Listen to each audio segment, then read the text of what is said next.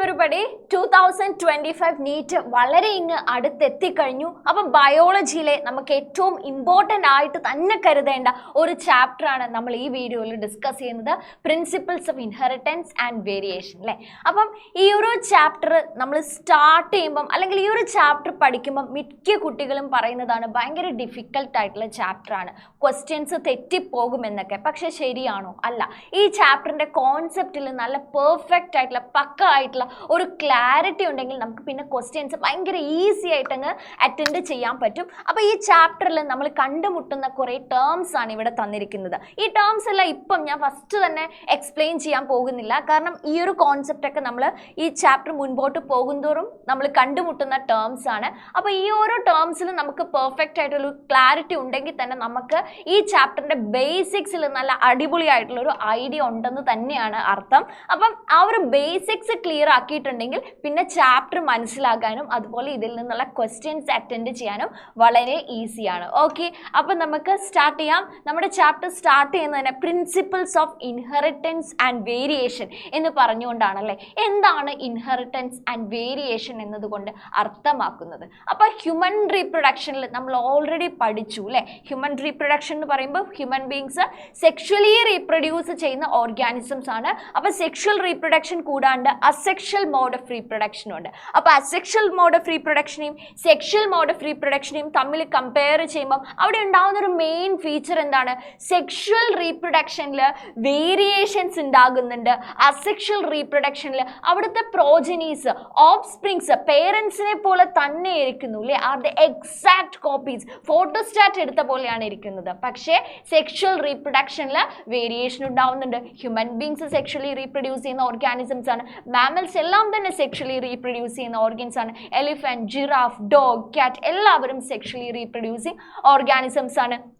ആനക്കുട്ടി ആനക്കുഞ്ഞിനല്ലേ, അല്ല സോറി, ആനക്കുട്ടി ആനക്കുഞ്ഞിനല്ല, ആനക്കുഞ്ഞിനല്ലേ ജന്മം കൊടുക്കുന്നുള്ളൂ. അതെ അല്ലേ? യെസ്. അതുപോലെ മാംഗോ സീഡ് ഒരു മാംഗോ ട്രീക്കല്ലേ ജന്മം കൊടുക്കുന്നുള്ളൂ. അതെ. അതുപോലെ പട്ടിക്കുഞ്ഞിനാണ് ജന്മം കൊടുക്കുന്നത്. പൂച്ചക്കുട്ടിക്കാണ് ജന്മം കൊടുക്കുന്നത്. ജിറാഫിന്റെ കുഞ്ഞിനാണ് ജന്മം കൊടുക്കുന്നത്. മനുഷ്യക്കുഞ്ഞിനാണ് ജന്മം കൊടുക്കുന്നത്. എന്ന് വെച്ചാൽ സെയിം സ്പീഷീസിനെയാണ് അവിടെ പ്രൊഡ്യൂസ് ചെയ്യുന്നത്.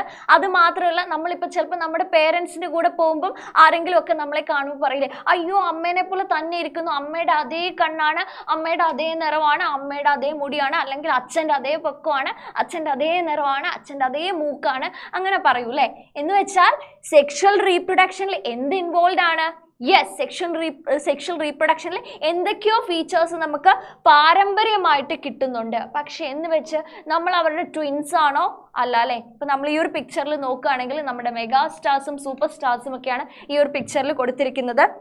അപ്പം mister Mohanlal and mister Pranav Mohanlal, അതുപോലെ mister Mammootty and mister Dulquer Salmaan അല്ലേ, അച്ഛനും മകനുമാണ്.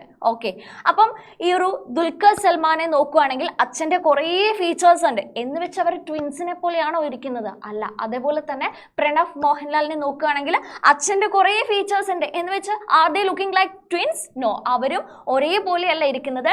There are a load of similarities, ഒരുപാട് സിമിലാരിറ്റീസ് ഉണ്ട്, പക്ഷേ കുറേ ഡിസിമിലാരിറ്റീസ് ഉണ്ട്. എന്ന് വെച്ചാൽ സെക്ഷൽ റീപ്രൊഡക്ഷനിൽ എന്ത് അറൈസ് ചെയ്യുന്നുണ്ട്?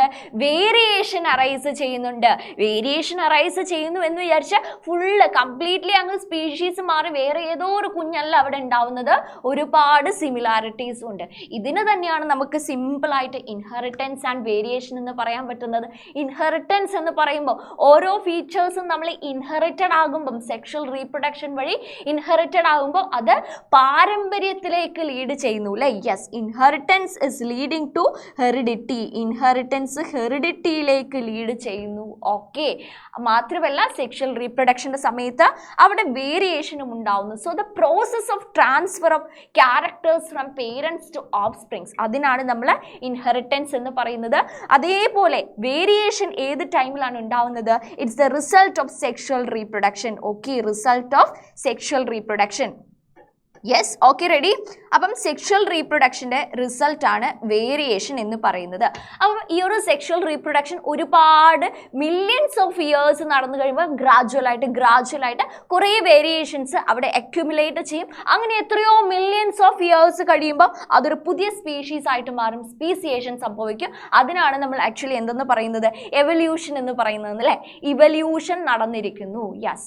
അപ്പം ഈ വേരിയേഷൻ പല രീതിയിലുണ്ട്. സെക്ഷൽ റീപ്രൊഡക്ഷൻ്റെ സമയത്ത് ചിലപ്പോൾ എന്താണ് റീകോമ്പിനേഷൻ നടക്കുന്നുണ്ട്, ചിലപ്പോൾ അല്ല മിയോസിസിന്റെ സമയത്ത് റീകോമ്പിനേഷൻ നടക്കുന്നുണ്ട്. അപ്പൊ recombination, crossing over, recombination, linkage, ഇതൊക്കെ നമ്മൾ ഇനി കുറച്ച് കഴിയുമ്പോൾ പഠിക്കും. ഓക്കെ. അപ്പൊ ഈ ഒരു റീകോമ്പിനേഷന്റെ ഭാഗമായിട്ടും അവിടെ എന്തുണ്ടാവുന്നുണ്ട്, വേരിയേഷൻ ഉണ്ടാവുന്നുണ്ട്. അത് മാത്രമല്ല chance separation of chromosomes during മിയോസിസിന്റെ സമയത്ത് ഈ ക്രോമസോമുകളെ എങ്ങനെ മെറ്റാഫേസ് പ്ലേറ്റിൽ അലൈൻ ചെയ്ത് അവർ സെപ്പറേറ്റ് ചെയ്യുന്നു, അതിന്റെ ബേസിസിലും ക്രോമസോംസിനെ പല രീതിയിൽ, നമുക്ക് എത്ര ക്രോമസോംസ് ഉണ്ട്, 23 പെയേഴ്സ് ഓഫ് ക്രോമസോം ഉണ്ട് അല്ലേ. എന്ന് വെച്ചാൽ ഒരു ക്രോമസോമിന്റെ തന്നെ 2 കോപ്പി വീതം ഉണ്ട് അല്ലേ. റെഡി അല്ലേ? ഒന്നാമത്തെ ക്രോമസോം നമുക്ക് 2 എണ്ണം ഉണ്ട്, രണ്ടാമത്തെ ക്രോമസോമും 2 എണ്ണം ഉണ്ട്. ഒരെണ്ണം എവിടെ നിന്ന് കിട്ടി, അച്ഛനിൽ നിന്ന് കിട്ടി, ഒരെണ്ണം അമ്മയിൽ നിന്ന് കിട്ടി. ഫോർ എക്സാമ്പിൾ ഞാൻ എൻ്റെ ക്രോമസോം നമ്പർ 1 ഇവിടെ വരയ്ക്കുകയാണെന്ന് വിചാരിച്ചോ. ക്രോമസോം നമ്പർ 1 എത്ര എണ്ണം ഉണ്ടാവും, ഡിപ്ലോയിഡ് ആയിട്ടുള്ള ഓർഗാനിസംസിന്റെ കേസിൽ ഓരോ ക്രോമസോമും 2 സെറ്റ് വീതം ഉണ്ടാവും. ഒരെണ്ണം എവിടെ നിന്ന് കിട്ടി, ഒരെണ്ണം അച്ഛനിൽ നിന്ന് കിട്ടി, പെറ്റേണൽ ആണ്. അനദർ വൺ അമ്മയിൽ നിന്ന് കിട്ടി, മെറ്റേണൽ ആണ്. ഇങ്ങനെയുള്ള ക്രോമസോംസിനാണ് നമ്മൾ എന്തെന്ന് വിളിക്കുന്നത്, ഹോമലോഗസ് ക്രോമസോംസ് എന്ന് വിളിക്കുന്നത് അല്ലേ. അപ്പൊ ഈ ഹോമലോഗസ് ക്രോമസോംസിൽ ഒരു ക്യാരക്ടർ കൺട്രോൾ ചെയ്യുന്ന ജീന് ഒരൊറ്റ സെയിം ലോക്കസിലായിരിക്കും ഇരിക്കുന്നത്. ഇവിടെയാണ് എൻ്റെ ഹൈറ്റിനെ കൺട്രോൾ ചെയ്യുന്ന ജീൻ ഇരിക്കുന്നതെങ്കിൽ ആ ഹോമലോഗസ് ക്രോമസോമിൻ്റെ ആ സെയിം പൊസിഷനിലാണ് ഹൈറ്റിനെ കൺട്രോൾ ചെയ്യുന്ന ജീൻ ഇരിക്കുന്നത്. അതായത് ഒന്നാമത്തെ ക്രോമസോം എനിക്ക് 2 എണ്ണം ഉണ്ട്. ഈ ഹോമലോഗസ് ക്രോമസോംസിൽ 2 ക്രോമസോമിൻ്റെയും സെയിം പൊസിഷനിൽ, സെയിം ലൊക്കേഷൻ ആയിരിക്കും സെയിം ക്യാരക്ടറിനെ കൺട്രോൾ ചെയ്യുന്ന ജീൻ ഇരിക്കുന്നത്. ഇത് ഹൈറ്റിനെ കൺട്രോൾ ചെയ്യുന്ന ജീനാണെങ്കിൽ അപ്പുറത്തെ ക്രോമസോമിൽ സെയിം ലൊക്കേഷനിൽ ഹൈറ്റിനെ കൺട്രോൾ ചെയ്യുന്ന ജീൻ ഉണ്ടാവും. അപ്പം ഈ ഒരു ജീനുകള് ക്രോമസോമിൽ ഇരിക്കുന്ന ആ ഒരു പൊസിഷനെയാണ് നമ്മൾ എന്തെന്ന് വിളിക്കുന്നത്, ലോക്കസ് എന്ന് വിളിക്കുന്നത്. ഓക്കെ, ലോക്കസ് എന്ന് വിളിക്കുന്നത്. So this is the locus. Homologous chromosome എന്ന് പറയുമ്പോൾ ഡിപ്ലോയിഡ് ആയിട്ടുള്ള ഓർഗാനിസംസിൽ ഓരോ ക്രോമസോമിന്റെയും 2 എണ്ണം വീതം ഉണ്ടാവും. കാരണം പെയേഴ്സ് ആണ്, 23 പെയേഴ്സ് ആണുള്ളത്. അപ്പോൾ ഒരെണ്ണം അച്ഛനിൽ നിന്നും ഒരെണ്ണം അമ്മയിൽ നിന്നും കിട്ടി. ഇങ്ങനെയുള്ള ക്രോമസോംസിനാണ് നമ്മൾ ഹോമലോഗസ് ക്രോമസോംസ് എന്ന് പറയുന്നത്. Okay, yes. അപ്പം ഈ ഒരു ക്രോമസോമുകളെല്ലാം മിയോസിസിന്റെ സമയത്ത് പല രീതിയിൽ അലൈൻ ചെയ്ത്, ഒന്നാമത്തെ ക്രോമസോം, രണ്ടാമത്തെ ക്രോമസോം, അങ്ങനെ 23 ക്രോമസോംസ് ഉണ്ട് അല്ലേ. 23 പെയേഴ്സ് ഓഫ് ക്രോമസോംസ് ഉണ്ട്. ഇവരെല്ലാം മെറ്റഫേസ് പ്ലേറ്റിൽ വന്ന് അലൈൻ ചെയ്ത് അനാഫേസ് ആകുമ്പോഴത്തേക്കും 2 സൈഡിലേക്ക്, 2 പോളിലേക്ക് പോകണം അല്ലേ. അപ്പം ഇത് ഏത് രീതിയിൽ ഇവരെ അലൈൻ ചെയ്യുന്നു, അപ്പം പല രീതിയിൽ അവർ ഓറിയന്റ് ചെയ്യുന്നുണ്ട്. അപ്പോൾ ഇതൊക്കെ ഒരു ചാൻസ് ആണ്. അതുകൊണ്ടാണ് chance separation of chromosomes during meiosis വേരിയേഷൻ്റെ ഒരു കാരണമാണ് എന്ന് പറയുന്നത്. അപ്പോൾ ഏത് രീതിയിൽ ഇവർ അലൈൻ ചെയ്യുന്നു അതിനനുസരിച്ചാണ് ഗമീറ്റോജെനസിന്റെ സമയത്ത് മിയോസിസ് നടന്ന് ഗമീറ്റ് ഫോം ചെയ്യുന്നത്. അപ്പോൾ ഏത് ജീൻ ഏത് സൈഡിൽ മറ്റ് ക്രോമസോമിൽ ഏതൊക്കെ ജീനിൻ്റെ കൂടെ പോയി ഒരു ഗമീറ്റിലേക്ക് എന്നത് നമുക്ക് പറയാൻ പറ്റില്ല. അപ്പോൾ അതിനനുസരിച്ചാണ് ആ ഗമീറ്റ് വഴി ഉണ്ടാവുന്ന ഓഫ് സ്പ്രിങ്ങിന് ആ ക്യാരക്ടർ കിട്ടുന്നത്. ഓക്കെ, ഇനി അടുത്തത് എന്ന് പറയുന്നത് ചാൻസ് കോമ്പിനേഷൻ ഓഫ് ഗമീറ്റ്സ്. അതുപോലെ നമ്മൾക്ക് എത്ര ക്രോമസോംസ് ഉണ്ട്, 23 ക്രോമസോംസ്. ഇപ്പൊ പറഞ്ഞ പോലെ അവർ പല രീതിയിൽ അലൈൻ ചെയ്തിട്ടാണ് ഡിവിഷൻ നടന്നിരിക്കുന്നത്. പല രീതിയിൽ പല ക്രോമസോംസ് കമ്പൈൻ ചെയ്തിട്ടാണ് പല കൈൻഡ് ഓഫ് ഗമീറ്റ്സ് ഉണ്ടാവുന്നത് അല്ലേ. അപ്പോൾ ഒരു ഓർഗാനിസത്തിൽ നിന്ന് പ്രൊഡ്യൂസ് ചെയ്യുന്ന എല്ലാ ഗമീറ്റുകളും ഒരേപോലെ ആയിരിക്കും ഇരിക്കുക അല്ല. ഓരോ ഗമീറ്റുകളും അവരുടെ ബോഡിയിലുള്ള ക്രോമസോംസ് പല രീതിയിൽ ഓറിയന്റ് ചെയ്തിട്ട് ഫോം ചെയ്തിരിക്കുന്ന ഗമീറ്റ്സ് ആണ്. മാത്രമല്ല അതിൻ്റെ ഇടയിൽ ക്രോസിംഗ് ഓവറും റീകോമ്പിനേഷനും കൂടെ നടന്ന പല രീതിയിലാണ് ഓരോ ഗമീറ്റിലെയും ജീൻ ഇരിക്കുന്നത്. അപ്പം ഏത് ഗമീറ്റ്, അപ്പം നമുക്കറിയാം ഒരു ഇജാക്കുലേഷന്റെ സമയത്ത് മില്യൺസ് ഓഫ് സ്പേം ആണ് അവിടെ പ്രൊഡ്യൂസ് ചെയ്യുന്നത്. അതിലെ ഓരോ സ്പേമും ഡിഫറെൻ്റ് ആയിട്ടുള്ള ജനറ്റിക് കമ്പോസിഷൻ ആണുള്ളത്. അപ്പം ഇതിൽ ഏത് ഗമീറ്റ് ആണ് ഫെർട്ടിലൈസേഷന്റെ സമയത്ത് മെയിൽ പാർട്ട്ണറിൽ നിന്നും ഫീമെയിൽ പാർട്ട്ണറിൽ നിന്നും കമ്പൈൻ ചെയ്യുന്നത്, അതും ഒരു ചാൻസ് ഫാക്ടർ തന്നെയാണ് അല്ലേ. So it also it is depending on the chance combination of gametes during fertilisation. അപ്പോൾ ഇതാണ് മെയിൻലി സെക്ഷൽ റീപ്രൊഡക്ഷൻ്റെ സമയത്ത് ഉണ്ടാകുന്ന വേരിയേഷൻ എന്ന് പറയുന്നത്. ഇത് കൂടാണ്ട് മ്യൂട്ടേഷനും എന്താണ് വേരിയേഷൻ്റെ ഒരു കാരണമാണ്. ഓക്കെ, യെസ്, അപ്പോൾ ഇപ്പം നമ്മൾക്ക് 2 പോയിന്റ്സ് കിട്ടി, വേരിയേഷൻ ആൻഡ് ഇൻഹെറിറ്റൻസ്, മാത്രമല്ല ഹോമോലോഗസ് ക്രോമസോംസ് ലോക്കസ്, ഇത്രയും ടേംസ് നമ്മൾ പഠിച്ചു അല്ലേ. അപ്പം നമ്മൾ ഏതാണ് നമ്മുടെ സബ്ജക്റ്റ്? ജനറ്റിക്സ് ആണ്. ജനറ്റിക്സ് 1 എന്നാണ് നമ്മൾ ഇതിനെ വിളിക്കുന്നത്. So what is genetics? Genetics is a study of this inheritance and variation. ഇൻഹെറിറ്റൻസിനെ കുറിച്ചും വേരിയേഷനെ കുറിച്ചും പഠിക്കുന്ന പഠനശാഖയ്ക്കാണ് നമ്മൾ ജനറ്റിക്സ് എന്ന് പറയുന്നത്. സോ ഇപ്പം നമ്മൾക്ക് ഇൻഹെറിറ്റൻസ് എന്താണെന്നറിയാം, വേരിയേഷൻ എന്താണെന്നറിയാം, ജനറ്റിക്സ് എന്താണെന്നറിയാം, അതുപോലെ ഹോമോലോഗസ് ക്രോമസോംസ് എന്താണെന്നറിയാം, ജീനിന്റെ ഒരു ക്രോമസോമിന്റെ ഉള്ളിലുള്ള ലോക്കസ് എന്താണ് എന്ന് നമുക്കറിയാം. Okay, yes. അപ്പൊ ഇപ്പൊ നമുക്ക് കുറെ കാര്യം അറിയാം. DNA കുറിച്ചും ജീനിനെ കുറിച്ചും ക്രോമസോമിനെ കുറിച്ചൊക്കെ ചോദിച്ചാൽ കൺഫ്യൂഷൻ ആവോ? ഇല്ല അല്ലെ. അപ്പൊ എത്ര ക്രോമസോം ഉണ്ട് ഹ്യൂമൻ ബീങ്സിന്റെ ഉള്ളിൽ? Human beings are diploid organisms. Diploid organism എന്ന് പറയുമ്പോൾ നമുക്ക് 23 പെയേഴ്സ് ഓഫ് ക്രോമസോം ഉണ്ട്. എത്ര pairs of chromosome? 23 pairs of chromosome എന്ന് വെച്ചാൽ എ ടോട്ടൽ ഓഫ് 46 ക്രോമസോംസ് ആണ് നമുക്കുള്ളത്.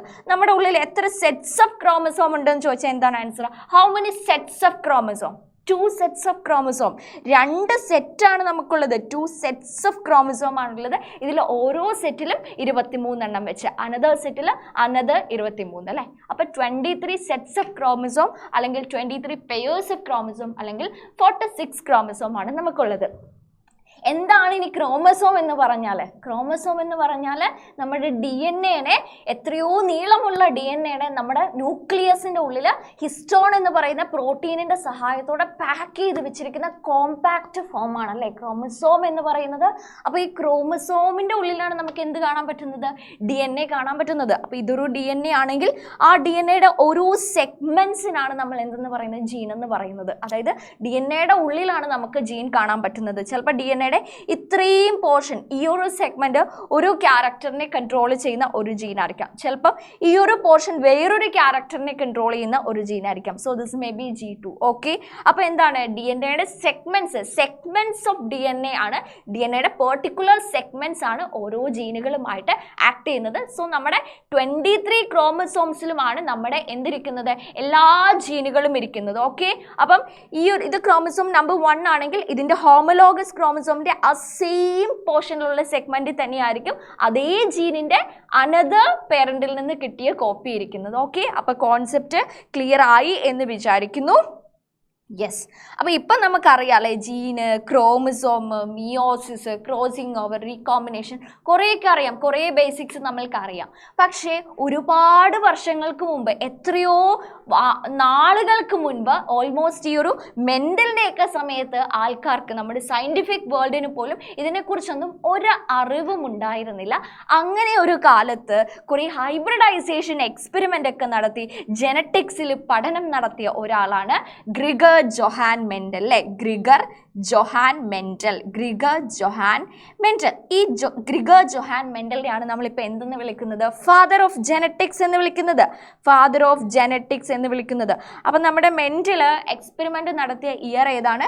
മെൻഡൽ എക്സ്പെരിമെൻ്റ് നടത്തിയ ഇയർ 1856 to 1863 ആണ്. 63, ദാറ്റ് ഇസ് ഓൾമോസ്റ്റ് 7 ഇയേഴ്സ് നീണ്ട ഒരു എക്സ്പെരിമെൻറ്റ്, ഹൈബ്രിഡൈസേഷൻ എക്സ്പെരിമെൻ്റ് ആണ് നമ്മുടെ ഈ മെൻഡൽ നടത്തിയത്. മെൻഡൽ എവിടെയാണ് എക്സ്പെരിമെൻ്റ് നടത്തിയത്? ഹി ചോസ് പീ പ്ലാന്റ് ആണ് സെലക്ട് ചെയ്തത്.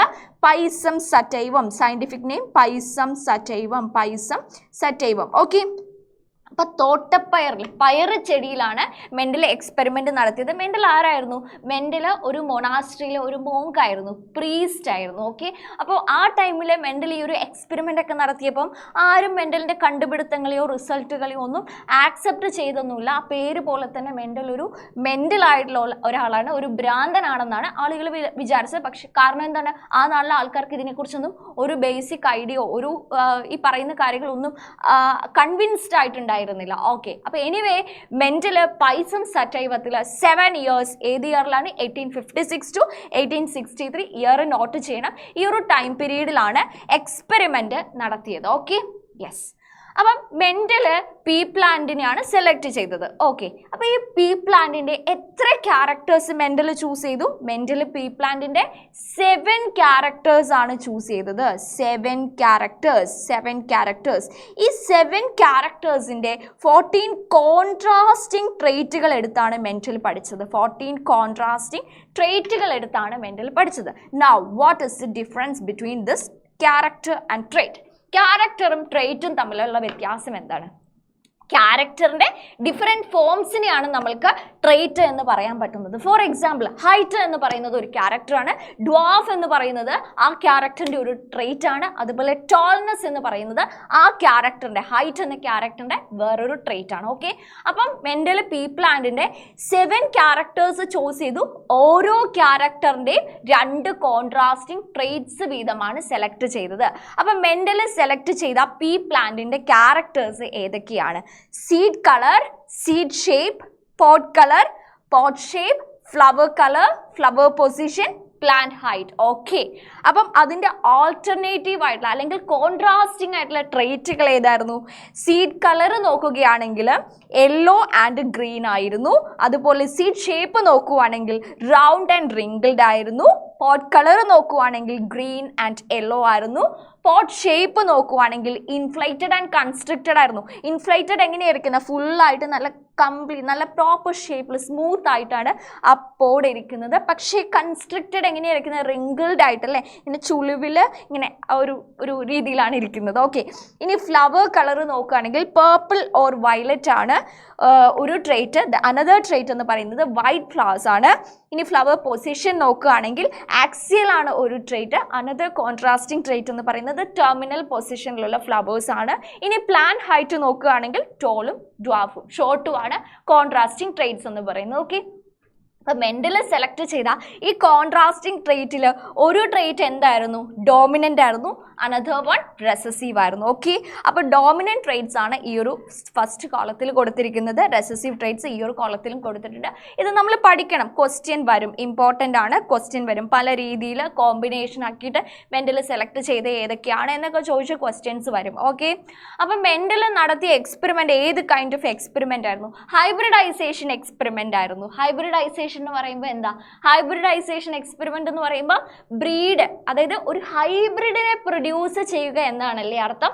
ഹൈബ്രിഡിനെ പ്രൊഡ്യൂസ് ചെയ്യുക, അതായത് ഡിഫറെൻ്റ് ആയിട്ടുള്ള ക്യാരക്ടേഴ്സ് ഉള്ള ഡിഫറെൻറ്റ് ട്രേറ്റുകൾ കാണിക്കുന്ന പേരൻസിനെ ചൂസ് ചെയ്ത് അതിൽ നിന്ന് ഒരു ഹൈബ്രിഡിനെ ഉണ്ടാക്കുക. അപ്പം നമുക്കിപ്പോൾ അറിയാം, പലതരത്തിലുള്ള ഹൈബ്രിഡുകളെയൊക്കെ അറിയാം. പലതരത്തിലുള്ള ബ്രീഡിലുള്ള ഡോഗ്സിനെ നമുക്കറിയാം. പലതരത്തിലുള്ള ബ്രീഡിലുള്ള പശുക്കളെ, കൗനെ നമുക്കറിയാം അല്ലേ. അപ്പോൾ പണ്ട് നാൾ തൊട്ട് നമ്മുടെ ആളുകൾക്ക് സെക്ഷൽ റീപ്രൊഡക്ഷൻ വഴി, ഇതൊന്നും അറിയത്തില്ലാത്ത ആൾക്കാർ, ഇത് സയൻസ് ആണ് ജനറ്റിക്സ് ആണെന്നും അറിഞ്ഞിട്ടല്ല, പക്ഷേ സെക്ഷൽ റീപ്രൊഡക്ഷൻ്റെ സമയത്ത് നമ്മൾ 2 ഇനത്തിലുള്ള ജീവികളെ ഫെർട്ടിലൈസ് ചെയ്യിപ്പിച്ചിട്ടുണ്ടെങ്കിൽ അവരുടെ ബെറ്റർ ഫീച്ചേഴ്സ് കമ്പൈൻ ചെയ്തിട്ട് നമുക്കൊരു പ്രോജനിനെ, ഓഫ് സ്പ്രിങ്ങിനെ ഉണ്ടാക്കാമെന്ന് പണ്ട് BC നാളിലുള്ള ആളുകൾക്ക് വരെ അറിയാമായിരുന്നു. അപ്പോൾ പണ്ട് തൊട്ടേ അങ്ങനെ ഹൈബ്രിഡൈസേഷൻ വഴി പ്രൊഡ്യൂസ് ചെയ്ത ഒരിനം നമ്മുടെ ഇന്ത്യയിൽ തന്നെയുണ്ട്. ഏതാണത്? സഹിവാൾ എന്ന് പറയുന്ന ഒരു കൗ ഉണ്ട്. പഞ്ചാബിലാണ് ഇതുണ്ടായത്. ഇന്ത്യൻ ബ്രീഡ് തന്നെയാണ് കേട്ടോ. ഓക്കെ, അപ്പോൾ അത് പണ്ട് നാളിലെ ഇത് സെക്ഷൽ റീപ്രൊഡക്ഷൻ വഴി ബ്രീഡുകളെ നമ്മുടെ നാട്ടിൽ ഉണ്ടാക്കിയിരുന്നു എന്നതിൻ്റെ ഒരു എക്സാമ്പിളാണ് സഹിവാൾ എന്ന് പറയുന്ന ഒരു കൗവ്. ആൻഡ് മെൻഡൽ ഹൈബ്രിഡൈസേഷൻ നടത്തിയത് പീ പ്ലാന്റിലാണ്. ഡിഫറെൻറ്റ് ട്രേറ്റുകൾ കാണിക്കുന്ന പീ പ്ലാന്റുകളെ ചൂസ് ചെയ്ത് ബ്രീഡിങ് നടത്തി. എന്നിട്ട് ആ ഒരു പ്രോജനീസിൻ്റെ അല്ലെങ്കിൽ ഓഫ് സ്പ്രിങ്സിൻ്റെ ക്യാരക്ടേഴ്സ് അസസ് ചെയ്യുകയാണ് മെൻഡൽ ചെയ്തത്. ഓക്കെ, എങ്ങനെയാണ് ഒരു ഹൈബ്രിഡൈസേഷൻ നടത്തുക? ഹൈബ്രിഡൈസേഷൻ്റെ സ്റ്റെപ്സ് എന്തൊക്കെയാണ്? യെസ്, ഓൾമോസ്റ്റ് ഒരു 7 സ്റ്റെപ്സ് ആണ് വേണ്ടത്. നമ്മൾ വേറെ ചാപ്റ്ററിൽ ഹൈബ്രിഡൈസേഷൻ്റെ സ്റ്റെപ്സ് കാണുന്നുണ്ട്, അതുകൊണ്ട് ഇവിടെ നമ്മൾ ഭയങ്കര ഡീറ്റെയിൽ ആയിട്ട് നോക്കുന്നില്ല. ഓക്കെ, അപ്പോൾ ഹൈബ്രിഡൈസേഷൻ നമ്മുടെ ഫസ്റ്റ് സ്റ്റെപ്പ് എന്ന് പറയുന്നത് സെലക്ഷൻ ഓഫ് 2 ഡിഫറെൻറ്റ് വെറൈറ്റീസ്. നമ്മൾ ഏതൊക്കെ ക്യാരക്ടറാണോ സെലക്ട് ചെയ്തിരിക്കുന്നത് ആ ക്യാരക്ടറൊക്കെ പ്രസൻ്റ് ആയിട്ടുള്ള 2 വെറൈറ്റീസ് ആയിട്ടുള്ള പേരൻസിനെ ചൂസ് ചെയ്യുക. So that selection of parent varieties എന്നതാണ് ഫസ്റ്റ് സ്റ്റെപ്പ് എന്ന് പറയുന്നത്. അതിനുശേഷം ശേഷം എന്താ, ഇപ്പൊ ഫ്ലവേഴ്സ് ആണല്ലേ, ബൈസെക്ഷൽ ഫ്ലവർ ആണെങ്കിൽ ആ ഫ്ലവറിന്റെ ആ ഒരു ബൈസെക്ഷൽ ഫ്ലവറിൽ 2 സെക്സസും പ്രസന്റ് ആയിരിക്കും. അതായത് പിസ്റ്റിൽ ഓർ കാർപ്പലും പ്രസന്റ് ആയിരിക്കും, അതുപോലെ സ്റ്റെയ്മനും പ്രസന്റ് ആയിരിക്കും അല്ലെ. അപ്പൊ അതിൻ്റെ ഉള്ളിൽ എന്ത് നടക്കാനുള്ള ചാൻസ് ഉണ്ട്, അതിൻ്റെ ഉള്ളിൽ സെൽഫ് പോളിനേഷൻ നടന്ന് കണ്ടാമിനേറ്റഡ് ആകാനുള്ള ചാൻസ് ഉണ്ട് അല്ലേ. അപ്പൊ അത് പ്രിവെന്റ് ചെയ്യാൻ വേണ്ടിയിട്ട് എന്ത് ചെയ്യും, ആ ബൈസെക്ഷൽ ഫ്ലവർ നമ്മൾ ഫീമെയിൽ ഫ്ലവർ ആയിട്ട്, ഒരു ഫ്ലവറിനെ നമ്മൾ ഫീമെയിൽ ഫ്ലവർ ആയിട്ടും കൺസിഡർ ചെയ്യുന്നു, വേറെ ഫ്ലവറിനെ നമ്മൾ മെയിൽ ഫ്ലവർ ആയിട്ടും കൺസിഡർ ചെയ്യുന്നു അല്ലേ. അപ്പോൾ ഇൻ കേസ് ഇതൊരു ബൈസെക്ഷൽ ഫ്ലവർ ആണെങ്കിൽ ഇവിടെ എന്തുണ്ടാകും, യെസ് പോളൻ പ്രൊഡ്യൂസ് ചെയ്യുന്ന സ്റ്റേമൻ പാർട്ടും ഉണ്ടാകും, അതുപോലെ എന്താണ് പിസ്റ്റിൽ ഓർ കാർപ്പലൊക്കെയുള്ള പ്രസന്റ് ആയിട്ടുള്ള പാർട്ടും ഉണ്ടാവും. ഓക്കെ, അപ്പം ഇത് മെയിലായിട്ട് നമ്മൾ കൺസിഡർ ചെയ്യുന്ന പാർട്ടാണ്, ഇത് ഫീമെയിൽ ആയിട്ട് കൺസിഡർ ചെയ്യുന്ന പാർട്ടാണ്. അപ്പോൾ ഇവിടെ സെൽഫ് പോളിനേഷൻ പ്രിവെന്റ് ചെയ്യാൻ വേണ്ടിയിട്ട് നമുക്ക് ഈ പോളൻ പ്രൊഡ്യൂസ് ചെയ്യുന്ന ആ സ്റ്റേമൻ പാർട്ടിനെ അങ്ങ് റിമൂവ് ചെയ്യണം. So that is the second step, emasculation. Masculine എന്ന് പറയുമ്പോൾ മാൻ റിലേറ്റഡ് ആയിട്ടുള്ള ക്യാരക്ടറാണ്. അപ്പോൾ അതുകൊണ്ടാണ് ആ ടേമിന് ഇമാസ്കുലേഷൻ എന്ന പേര് കൊടുത്തിരിക്കുന്നത്. മസ്കുലൈൻ പ്രോപ്പർട്ടീസ് റിമൂവ്ഡ്, കട്ട് ചെയ്തിരിക്കുകയാണ്. സ്റ്റെറൈൽ ആയിട്ടുള്ള സിസേഴ്സ് ഒക്കെ ഉപയോഗിച്ച് സ്റ്റെറിലൈസ് ചെയ്തിട്ടുള്ള സിസർ ഉപയോഗിച്ച് നമ്മളതിനെ കട്ട് ചെയ്തു. സോ യെസ്, നമുക്ക് കാണാൻ പറ്റും ആ പോളിനെ അവിടുന്ന് കട്ട് ചെയ്ത് കളയുന്നുണ്ട്. ഇനി എന്താണ്, കട്ട് ചെയ്ത് കളഞ്ഞാലും അതിനെ പിന്നെയും ബാഗ് ചെയ്ത് വെക്കുന്നു in order to prevent further contamination. വേറെ എവിടെന്നെങ്കിലൊക്കെ പോളൻ പറന്നു വന്ന് വീണ്ടും ആ ഫ്ലവറിനെ പോളിനേറ്റ് ചെയ്യാതിരിക്കാൻ, ഫെർട്ടിലൈസ് ചെയ്യാതിരിക്കാൻ അതിനെ നമ്മൾ പ്രോപ്പറായിട്ട് ബാഗ് ചെയ്ത് വെക്കുന്നു. അതിനുശേഷം എന്താണ് ചെയ്യേണ്ടത്, പോളിനേഷൻ ചെയ്യുന്നു. അതായത് പ്രിഫേർഡ് ആയിട്ടുള്ള പോളൻ കൊണ്ട് അതിൻ്റെ സ്റ്റിഗ്മയിൽ പ്ലേസ് ചെയ്യുന്നു. ആ സ്റ്റിഗ്മയിൽ നിന്ന് പോളൻ ട്യൂബ് ജെർമിനേഷൻ ഒക്കെ നടക്കുന്നു. അങ്ങനെ എന്താണ് ഫെർട്ടിലൈസേഷൻ സംഭവിക്കുന്നത്. അതാണ് നെക്സ്റ്റ് സ്റ്റെപ്പ് എന്ന് പറയുന്നത്. എന്നിട്ട് ഫെർട്ടിലൈസേഷന് ശേഷവും നമ്മൾ അതിനെ റീബാഗ് ചെയ്യുന്നു, പ്രൊട്ടക്റ്റഡ് ആയിട്ടുള്ള സിറ്റുവേഷനിൽ തന്നെ അതിനെ വെക്കുന്നു. പിന്നെ അതിന് സീഡ്സ് വരാൻ വെയിറ്റ് ചെയ്യുന്നു, ആ സീഡ്സിനെ നമ്മൾ കളക്ട് ചെയ്യുന്നു. അങ്ങനെ ഫസ്റ്റ് അവിടെ ഉണ്ടാകുന്ന ജനറേഷനെ മെൻഡൽ വിളിച്ച പേരെന്താണ്, F1 ജനറേഷൻ അല്ലേ, ഫസ്റ്റ് ഫീലിയൽ ജനറേഷൻ. അങ്ങനെ F1 ജനറേഷനെ എന്ത് ചെയ്യുന്നു, F1 ജനറേഷനെ പ്രൊഡ്യൂസ് ചെയ്യുന്നു. ഇനി ആവശ്യമാണെങ്കിൽ മെൻഡലിന്റെ കേസിൽ മെൻഡൽ F2 ഒക്കെ പ്രൊഡ്യൂസ് ചെയ്തായിരുന്നു അല്ലേ. അപ്പോൾ അതിന് വേണ്ടിയിട്ട് മെൻഡൽ വീണ്ടും അതിൻ്റെ ഉള്ളിൽ സെൽഫ് പോളിനേഷൻ ചെയ്തു. അപ്പം മെൻഡലിന്റെ എക്സ്പെരിമെന്റ്സിലൊക്കെ നമുക്ക് കാണാൻ പറ്റുന്ന എന്താണ്, F1 പ്രൊഡ്യൂസ് ചെയ്യാൻ വേണ്ടി മാത്രം, അതായത് ഫസ്റ്റ് യൂസ് ചെയ്ത പേരൻസിൽ നിന്ന് മാത്രമാണ് ക്രോസ് പോളിനേഷൻ ചെയ്തിരിക്കുന്നത്. പിന്നീട് മെൻഡൽ F2 ആണെങ്കിലും F2ന് ശേഷം F3 ഒക്കെ പ്രൊഡ്യൂസ് ചെയ്യാനാണെങ്കിലും മെൻഡൽ അവിടെ ചെയ്തത് എന്താണ്, സെൽഫ് പോളിനേഷൻ ആണ്. സോ മെൻഡൽ ഫസ്റ്റ് ക്രോസ് പോളിനേഷനും പിന്നെ സെൽഫ് പോളിനേഷനുമാണ് ചെയ്തത്. ആ ഒരു കാര്യം ഓർക്കുക. പിന്നെ മെൻഡലിന്റെ എക്സ്പെരിമെന്റ് സ്റ്റാർട്ട് ചെയ്യുന്നതിന് മുൻപ് നമുക്ക് ഒരൊറ്റ കാര്യം കൂടെ പറയാനുണ്ട്. മെൻഡൽ ഏത് കൈൻഡ് ഓഫ് പേരൻസിനെയാണ് അവിടെ ചൂസ് ചെയ്തത്, ട്രൂ ബ്രീഡിംഗ് ആയിട്ടുള്ള പേരൻസിനെയാണ് മെൻഡൽ ചൂസ് ചെയ്തത്. ട്രൂ ബ്രീഡിംഗ് ആയിട്ടുള്ള വെറൈറ്റീസിനെയാണ് മെൻഡൽ ചൂസ് ചെയ്തത്. എന്താണ് ഈ ട്രൂ ബ്രീഡിംഗ് വെറൈറ്റീസ് എന്നതുകൊണ്ട് അർത്ഥമാക്കുന്നത്, അവരെ പ്യോർ ലൈൻസ് ആണ്. പ്യോർ ലൈൻസ് എന്ന് വെച്ചാൽ എന്താ എന്ന് വെച്ചാൽ ഇപ്പം ക്യാപിറ്റൽ ടി ആണ് മെൻഡൽ എടുക്കുന്നതെന്ന് വിചാരിച്ചോ. എന്ന് വെച്ചാൽ ടോൾ ക്യാരക്ടർ കാണിക്കുന്ന, ടോൾ ട്രേറ്റ് കാണിക്കുന്ന ഒരു പേരൻറ്റിനെയാണ് മെൻഡൽ അവിടെ ചൂസ് ചെയ്യുന്നത്. അതാണ് മെൻഡൽ സെലക്ട് ചെയ്തിരിക്കുന്ന ഒരു പേരൻ്റ് എന്ന് പറയുന്നത്. പക്ഷേ എന്താണ്, മെൻഡൽ ഇത് ഉപയോഗിക്കുമ്പം അതുപോലെ ടോൾ മാത്രമേ വരാൻ പാടുള്ളൂ. ഇത് എൻഷുർ ചെയ്യാൻ വേണ്ടി, അത്രയും ഉറപ്പിക്കാൻ വേണ്ടിയിട്ട് എത്രയോ ജനറേഷൻ അതിൻ്റെ മുകളിൽ 10-14 ജനറേഷൻ വീണ്ടും സെൽഫ് പോളിനേഷൻ അതിൻ്റെ മുകളിൽ തന്നെ നടത്തി എൻഷുർ ചെയ്യുന്നു. അത് ക്യാപിറ്റൽ ടി അതായത് ടോള് തന്നെയാണ്. അതിനെ ട്രൂ ബ്രീഡിംഗ് ആക്കുന്നു, പ്യോർ ലൈൻ ആക്കുന്നു. അങ്ങനെ എത്രയോ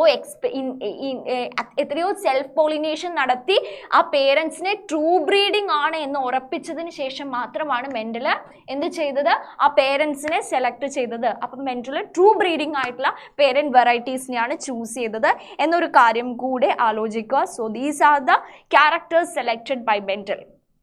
ഓക്കെ, അപ്പോൾ ഇനീഷ്യലി മെൻഡലിന് ഭ്രാന്താണ് എന്ന് എല്ലാവരും വിചാരിച്ചിട്ടുണ്ടെങ്കിലും പിന്നീട് എത്രയോ നാളുകൾക്ക് ശേഷം ഫർദർ ഇതിന് പാരലായിട്ട് അല്ലെങ്കിൽ ഇതിന് ശേഷം കുറേ കണ്ടുപിടുത്തങ്ങളൊക്കെ നടത്തിയതിന് ശേഷം എന്താണ്, മെൻഡലിൻ്റെ ഡാറ്റകളൊക്കെ പിന്നെയും അല്ലെങ്കിൽ മെൻഡലിൻ്റെ കൺക്ലൂഷൻസ് ഒക്കെ പിന്നെയും പഠിച്ചു കഴിഞ്ഞപ്പോൾ മെൻഡൽ ആക്സെപ്റ്റ് ചെയ്യപ്പെട്ടു അല്ലേ. അതുകൊണ്ടാണല്ലോ ഇപ്പോഴും ഫാദർ ഓഫ് ജെനറ്റിക്സ് ആയിട്ട് മെൻഡൽ അറിയപ്പെടുന്നത്. അപ്പോൾ എന്തുകൊണ്ടായിരിക്കാം മെൻഡലിൻ്റെ കണ്ടുപിടുത്തങ്ങളൊക്കെ സക്സസ് ആയത്? സിമ്പിൾ, കുറച്ച് റീസൺസ് ഉള്ളൂ. ഒന്ന് എന്ന് പറയുന്നത് മെന്റൽ ഹ്യൂജ് സാമ്പിളിംഗ് സൈസ് ആണ് സെലക്ട് ചെയ്തത്. ഒരു 10 പയർ ചെടീനെ നട്ടിട്ട് അതിൻ്റെ ഉള്ളിൽ കിട്ടിയ റിസൾട്ട് എല്ലാം കൺക്ലൂഷൻ ആക്കി വെക്കുകയല്ല മെന്റൽ ചെയ്തത്. Mental over generations and generation എത്രയോ വലിയ സാമ്പിളിംഗ് സൈസ് എടുത്തു. ഇപ്പം നമ്മൾ ട്രൂ ബ്രീഡിങ്ങിൻ്റെ കേസിൽ തന്നെ കണ്ടു, അത്രയും പ്രിക്കോഷൻ എടുത്തിട്ടാണ് മെന്റൽ ഈ എക്സ്പെരിമെൻ്റ് നടത്തിയത്. അപ്പം ഹ്യൂജ് സാമ്പിളിംഗ് സൈസിലാണ് മെന്റൽ എക്സ്പെരിമെൻ്റ് ചെയ്തത്. അതിനെ ബേസ് ചെയ്തിട്ടാണ് റിസൾട്ട് കിട്ടിയത്. അനദർ പോയിന്റ് എന്ന് പറയുന്നത്, ബയോളജിക്കാർക്ക് പൊതുവേ ഇഷ്ടമില്ല മാത്തമാറ്റിക്സും സ്റ്റാറ്റിസ്റ്റിക്സ് ഒന്നും, പക്ഷേ മെന്റലിന് അത് കുറച്ച് അറിയാമായിരുന്നു. സോ കിട്ടിയ റിസൾട്ടുകളെല്ലാം സ്റ്റാറ്റിസ്റ്റിക്സും അതുപോലെ മാത്തമാറ്റിക് ലോജിക് ഒക്കെ ഉപയോഗിച്ച് നോട്ട് ചെയ്യുകയും അതിനെ ബേസ് ചെയ്ത് കൺക്ലൂഷൻസ് ഡിറൈവ് ചെയ്യുകയൊക്കെ ചെയ്തു. അതിനെ ബേസ് ചെയ്ത് ലോസ് ഒക്കെ മെന്റലി ഡിറൈവ് ചെയ്തു. അത് മെന്റലിന് സക്സസ്ഫുൾ ആകാനുള്ള ഒരു റീസൺ ആയിരുന്നു. അടുത്തത് എന്ന് പറയുന്നത്, മെന്റൽ ചൂസ് ചെയ്ത എക്സ്പെരിമെന്റൽ മെറ്റീരിയൽ അടിപൊളിയായിരുന്നു. മെന്റൽ ചൂസ് ചെയ്ത എക്സ്പെരിമെന്റൽ മെറ്റീരിയൽ ഏതായിരുന്നു? പൈസം സറ്റൈവം ആയിരുന്നു. ഓക്കെ, അപ്പോൾ ഈ പൈസം സറ്റൈവത്തിൽ എത്ര ക്രോമസോംസ് ഉണ്ടെന്നറിയോ? പൈസം സറ്റൈവത്തിലും എന്താണ് 7 പെയേഴ്സ് ഓഫ് ക്രോമസോം ആണുള്ളത്. അത് എന്ന് വെച്ചാൽ ഡിപ്ലോയിഡ് കേസ് നോക്കുകയാണെങ്കിൽ 7 പെയേഴ്സ് എന്ന് പറയുമ്പോൾ 14 ക്രോമസോംസ് ആണ് മെന്റലിൻ്റെ കേസിലുള്ളത്. അപ്പോൾ മെന്റലിൻ്റെ കേസിൽ 7 എന്ന് പറയുന്ന നമ്പർ ഭയങ്കര ഇമ്പോർട്ടൻ്റ് ആണല്ലേ. മെന്റൽ ടോട്ടൽ ഓഫ് 7 ഇയേഴ്സ് ആണ് എക്സ്പെരിമെൻറ്റ് നടത്തിയത്. മെന്റൽ 7 ക്യാരക്ടേഴ്സ് ആണ് സെലക്ട് ചെയ്തത്, 14 കോൺട്രാസ്റ്റിംഗ് ട്രേറ്റ്സ്. മാത്രമല്ല മെന്റൽ സെലക്ട് ചെയ്ത ഈ പീ പ്ലാന്റിൽ 7 പെയേഴ്സ് ഓഫ് ക്രോമസോംസ് ആയിരുന്നു ഉണ്ടായിരുന്നത്. അപ്പം മെന്റലിൻ്റെ ലക്കി നമ്പർ ആയിരിക്കൂലേ 7 എന്ന് പറയുന്നത് ചിലപ്പോൾ. അപ്പം എനിവേ 14 ക്രോമസോംസ് ആയിരുന്നു മെന്റലിൻ്റെ പയർ ചെടിയിൽ ഉണ്ടായിരുന്നത്. അപ്പോൾ ഇതുകൊണ്ട് തന്നെ എന്താണ്, മെന്റൽ ഇത് അറിഞ്ഞുകൊണ്ടാണോ, മെന്റലിൻ്റെ ലക്കി നമ്പർ 7 ആയതുകൊണ്ടാണോ ഇതെല്ലാം ഇങ്ങനെ സെലക്ട് ചെയ്ത്? നോ, അതൊക്കെ ഓട്ടോമാറ്റിക്കലി സംഭവിച്ചതാണ്. അത് മാത്രമല്ല മെന്റൽ ഓരോ കാര്യങ്ങളും ഓരോ ക്യാരക്ടേഴ്സ് എടുത്ത് പഠിക്കാൻ നേരം ആ പഠിച്ച ക്യാരക്ടറുകളെല്ലാം സെയിം ക്രോമസോമിലായിരുന്നില്ല. പഠിച്ച ക്യാരക്ടർ എല്ലാം എന്ന് പറയുമ്പോൾ മെന്റൽ പഠിച്ച 2 ക്യാരക്ടർ എടുക്കാം. ഒന്ന് സീഡ് ഷേപ്പും അതുപോലെ സ്റ്റെം ഹൈറ്റും. ഓക്കെ, സീഡ് ഷേപ്പും സ്റ്റെം ഹൈറ്റും. അപ്പം മെന്റൽ സീഡ് ഷേപ്പും സ്റ്റെം ഹൈറ്റും ഒരുമിച്ചെടുത്ത് പഠിക്കാൻ നേരം ആ സീഡ് ഷേപ്പും സ്റ്റെം ഹൈറ്റും 2 ഡിഫറെൻറ്റ് ക്രോമസോമിലായിരുന്നു. അത് എങ്ങാനും സെയിം ക്രോമസോമിലായിരുന്നുവെങ്കിൽ അതിനെ കൺട്രോൾ ചെയ്യുന്ന ജീനുകൾ സെയിം ക്രോമസോമിൻ്റെ ഡിഫറെൻറ്റ് ലോക്കസുകളിലായിരുന്നു പ്രസൻ്റ് ആയിരുന്നെങ്കിൽ മെന്റലിന് ചിലപ്പോൾ പ്രോപ്പർ കൺക്ലൂഷൻ കിട്ടത്തില്ലായിരുന്നു. അതുകൊണ്ട് മെന്റൽ പഠിക്കാൻ നേരം സെലക്ട് ചെയ്ത ക്യാരക്ടേഴ്സ് എല്ലാം ഡിഫറെൻറ്റ് ക്രോമസോമിലായിരുന്നു. അതുകൊണ്ട് അവിടെ ലിങ്കേജ് എന്ന് പറയുന്ന ആളുടെ പ്രശ്നമൊന്നും അവിടെ വന്നില്ല. ഓക്കെ, ലിങ്കേജിൻ്റെ കാര്യമൊക്കെ നമ്മൾ നെക്സ്റ്റ് ഇതിൻ്റെ ലാസ്റ്റ് പോർഷനിലേക്ക് നമ്മൾ പറയും. ഓക്കെ, അപ്പം മെന്റൽ ചൂസ് ചെയ്ത എക്സ്പെരിമെൻ്റൽ മെറ്റീരിയൽ അടിപൊളിയായിരുന്നു. ഈ പയറ് ചെടിക്ക് പകരം വല്ല മാംഗോയോ വല്ല പ്ലാവോ അതുപോലെ വല്ല കപ്പയോ അതൊക്കെയാണ് ചൂസ് ചെയ്തതെങ്കിൽ ചിലപ്പോൾ ഇങ്ങനെ കിട്ടിയെന്ന് വരത്തില്ല. വല്ല വാഴയൊക്കെ ആയിരുന്നെങ്കിൽ ഇത് ചിലപ്പോൾ ഇങ്ങനെ സംഭവിക്കത്തില്ലായിരുന്നു. Next one, life span of pea plant was small. Okay, pea പ്ലാന്റിനെ റിഗാർഡ് ചെയ്തിട്ട് തന്നെയുള്ള പോയിന്റ്സ് ആണ്. പീ പ്ലാന്റിൻ്റെ പ്രോജനീസ് ഉണ്ടാവാൻ, ഓഫ് സ്പ്രിങ് ഉണ്ടാവാൻ നമുക്ക് 1 വർഷമോ 2 വർഷമോ ഒന്നും കാത്തിരിക്കേണ്ട അല്ലേ. നമ്മുടെ കേസ് പോലെ 9 months ജസ്റ്റേഷൻ പീരീഡ് ഒന്നും നമുക്ക് കാത്തിരിക്കേണ്ട. പെട്ടെന്ന് തന്നെ അതിൻ്റെ പ്രോജനീസ് ഉണ്ടാകും. So the life span of pea plant was small. പിന്നെ എക്സ്പെരിമെന്റ്സ് ഓൺ സക്സസീവ് ജനറേഷൻ, വെറുതെ ഒരു റിസൾട്ട് കിട്ടിയിട്ട് ഓക്കെ എനിക്ക് റിസൾട്ട് കിട്ടി കൺക്ലൂഷൻ ആയി എന്ന് പറഞ്ഞ് ഉറപ്പിച്ചിരുന്നില്ല. ഇത് റിപ്പീറ്റ് ചെയ്തു. ഓവർ സക്സസീവ് ജനറേഷൻ ഇത് ചെയ്ത് ആ ഒരു റിസൾട്ട് അത്രയും പ്രോപ്പർ ആക്കിയിട്ടുണ്ടായിരുന്നു. ഓക്കെ, അപ്പം ഇത്രയും കാര്യങ്ങൾ പറഞ്ഞുകൊണ്ട് നമുക്ക് മെന്റലിൻ്റെ ക്രോസിലേക്ക് കടക്കാം. ഓക്കെ, അപ്പം മെന്റലിൻ്റെ ക്രോസ് പറയുമ്പം നമ്മൾ ഉടനീളെ TT അതായത് capital D small t, capital R small r ഇങ്ങനെയൊക്കെ എഴുതുന്ന കണ്ടിട്ടുണ്ട്. എന്താണ് ഈ ലെറ്റേഴ്സ് അർത്ഥമാക്കുന്നത്? ആ ലെറ്റേഴ്സ് അർത്ഥമാക്കുന്നത് എന്താണെന്ന് കൃത്യമായിട്ട് മനസ്സിലായിട്ടുണ്ടെങ്കിൽ തന്നെ ഈ മെന്റലിൻ്റെ ഈ ചാപ്റ്റർ നിങ്ങൾക്ക് ക്ലിയർ ആയിട്ട് മനസ്സിലാകും. ഓക്കെ, നമ്മളവിടെ റെപ്രസെൻറ്റ് ചെയ്യുന്നത് ജീനുകളെയാണ്. എന്തിനെയാണ്? നമ്മൾ ജീനുകളെയാണ് റെപ്രസെൻറ്റ് ചെയ്യുന്നത്. ജീൻ എവിടെയായിരിക്കുന്നത്? DNA സെഗ്മെന്റ്സ് ആണ് ജീൻ എന്ന് പറയുന്നത്. ഓക്കെ, DNA നമ്മൾ കോമ്പാക്റ്റ് ഫോമിൽ അറേഞ്ച് ചെയ്തിരിക്കുന്ന രൂപമാണ് ക്രോമസോം എന്ന് പറയുന്നത്. ഓക്കെ, അപ്പം ഞാനൊരു ക്യാപിറ്റൽ D എന്ന് എഴുതുവാണെങ്കിൽ 2 ക്രോമസോമിനെ വരയ്ക്കുകയാണെങ്കിൽ 2 ക്രോമസോമിനെ 2 ക്യാപിറ്റൽ T എഴുതുന്നുണ്ടല്ലോ. അപ്പോൾ ഈ 2 ക്യാപിറ്റൽ T എന്ന് അർത്ഥമാക്കുന്നത് എന്താ? ഒരു ഹോമലോഗസ് ക്രോമസോം പെയറിനെയാണ് നമ്മൾ അവിടെ അർത്ഥമാക്കുന്നത്. ഒന്ന് ഈ പ്ലാന്റിൻ്റെ ഫാദറിൽ നിന്ന് കിട്ടി അടുത്ത ക്യാപിറ്റൽ T ആ പീ പ്ലാന്റിന്റെ മദറിൽ നിന്ന് കിട്ടി. ഒന്ന് മെറ്റേണൽ കോപ്പി ഓഫ് ക്രോമസോമും ഒന്ന് പെറ്റേണൽ കോപ്പി ഓഫ് ക്രോമസോമും ആണ്. അപ്പോൾ ഹോമലോഗസ് ക്രോമസോംസിന്റെ സെയിം ലോക്കസിലാണ് അതിനെ കൺട്രോൾ ചെയ്യുന്ന ജീൻ ഇരിക്കുന്നത് അല്ലേ. അപ്പം ഫസ്റ്റ് ഈ ഒന്നാമത്തെ ക്രോമസോമിന്റെ ഈ ലോക്കസിലിരിക്കുന്ന, അതായത് പെറ്റേണൽ കോപ്പിയിൽ നിന്ന് കിട്ടിയിരിക്കുന്ന ജീന് ക്യാപിറ്റൽ ടി ആണ്. അതുപോലെ മെറ്റേണൽ കോപ്പിയിൽ നിന്ന് കിട്ടിയിരിക്കുന്ന ക്രോമസോമിന്റെ ജീനും ക്യാപിറ്റൽ ടി ആണ് എന്നാണ് ഇതിൽ അർത്ഥമാക്കേണ്ടത്. ഇനി ഇൻ കേസ് ഇത് ക്യാപിറ്റൽ ടി സ്മോൾ ടി ആണെങ്കിൽ ഒരു പേരന്റിൽ നിന്ന് ക്യാപിറ്റൽ ടി ഉള്ള ക്രോമസോം കിട്ടി, അടുത്ത പേരന്റിൽ നിന്ന് സ്മോൾ ടി ഉള്ള ക്രോമസോം കിട്ടി. ഇനി ഇൻ കേസ് ഇത് സ്മോൾ ടി ആണെങ്കിൽ രണ്ട് ക്രോമസോമിൽ നിന്നും പെറ്റേണൽ കോപ്പി ഓഫ് ക്രോമസോമിൽ നിന്ന് മെറ്റേണൽ കോപ്പി ഓഫ് ക്രോമസോമിൽ എന്താണ്, സ്മോൾ ടി ആണ് പ്രസന്റ് ആയിട്ടിരിക്കുന്ന ജീൻ എന്നാണ് അർത്ഥമാക്കേണ്ടത്. പക്ഷേ ഇപ്പം നമ്മളിത് പഠിക്കുവാണ്, we have to prepare for exams, നമുക്ക് ക്വസ്റ്റ്യൻസ് കിട്ടും. അതുകൊണ്ട് ആ ഒരു കോൺസെപ്റ്റ് മനസ്സിലുണ്ടായിട്ട് വേണം നമ്മളിത് പഠിക്കാൻ വേണ്ടിയിട്ട്. ക്വസ്റ്റ്യൻസ് കിട്ടുമ്പോൾ അതിനെ നേരിടാൻ വേണ്ടിയിട്ട് ആ ഒരു കാര്യം നമ്മുടെ മനസ്സിലുണ്ടാവണം. പക്ഷേ മെൻ്റൽ ഇത് പഠിക്കുമ്പോൾ മെൻ്റലൊന്നും അറിയത്തില്ല. ഓക്കെ, മെൻ്റലിന് ജീനോ ക്രോമസോമോ കാര്യങ്ങളോ ഒന്നും അറിയില്ല. ഓക്കെ, അപ്പം മെൻ്റൽ ഫസ്റ്റ് ചെയ്ത എക്സ്പെരിമെൻറ്റ് അല്ലെങ്കിൽ ക്രോസ് എന്ന് പറയുന്ന ഏതാണ്? മോണോഹൈബ്രിഡ് ക്രോസ് ആണ്. മോണോഹൈബ്രിഡ് ക്രോസ് ആണ്. എന്താണ് മോണോഹൈബ്രിഡ് ക്രോസിൻ്റെ അർത്ഥം?